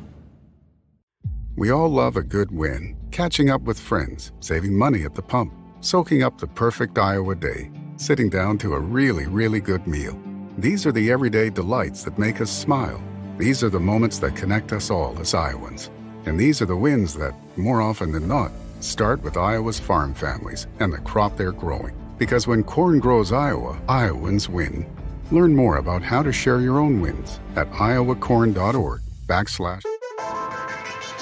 On the Hawkeye Sports Network, from Learfield, Iowa Hawkeye Softball is brought to you by Homewood and Home 2 Suites, preferred hotel of the Hawkeye Radio Network. Iowa's corn farmers of the Iowa Corn Growers Association and the Iowa Corn Promotion Board.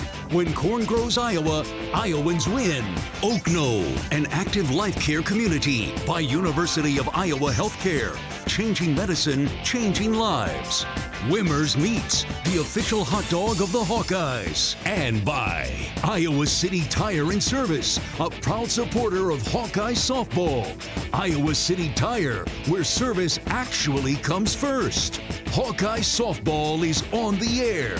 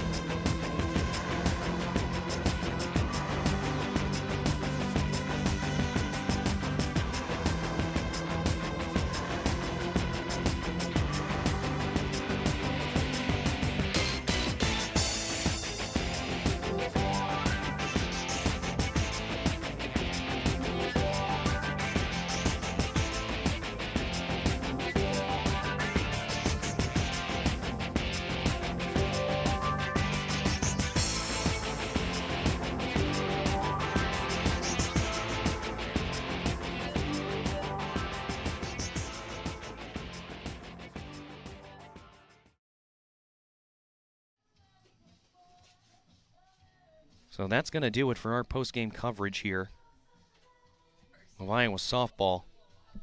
Iowa loses by a final score of 8-3. They lose game one of our three-game set. Games 2 and 3 set for tomorrow. Iowa moves to 21-14 on the year, 3-3 in the conference, as Northwestern advances to 19-8. In an undefeated 4-0 to sit atop the Big Ten standings. As we wrap up our post-game coverage of Iowa softball, we advise you to listen in tomorrow. Games 2 and 3 for an old-fashioned Sunday doubleheader. First pitch at noon tomorrow. Second game to be shortly after. Thank you for listening to this today's broadcast of Iowa softball. Again, final score: Northwestern 8, Iowa 3.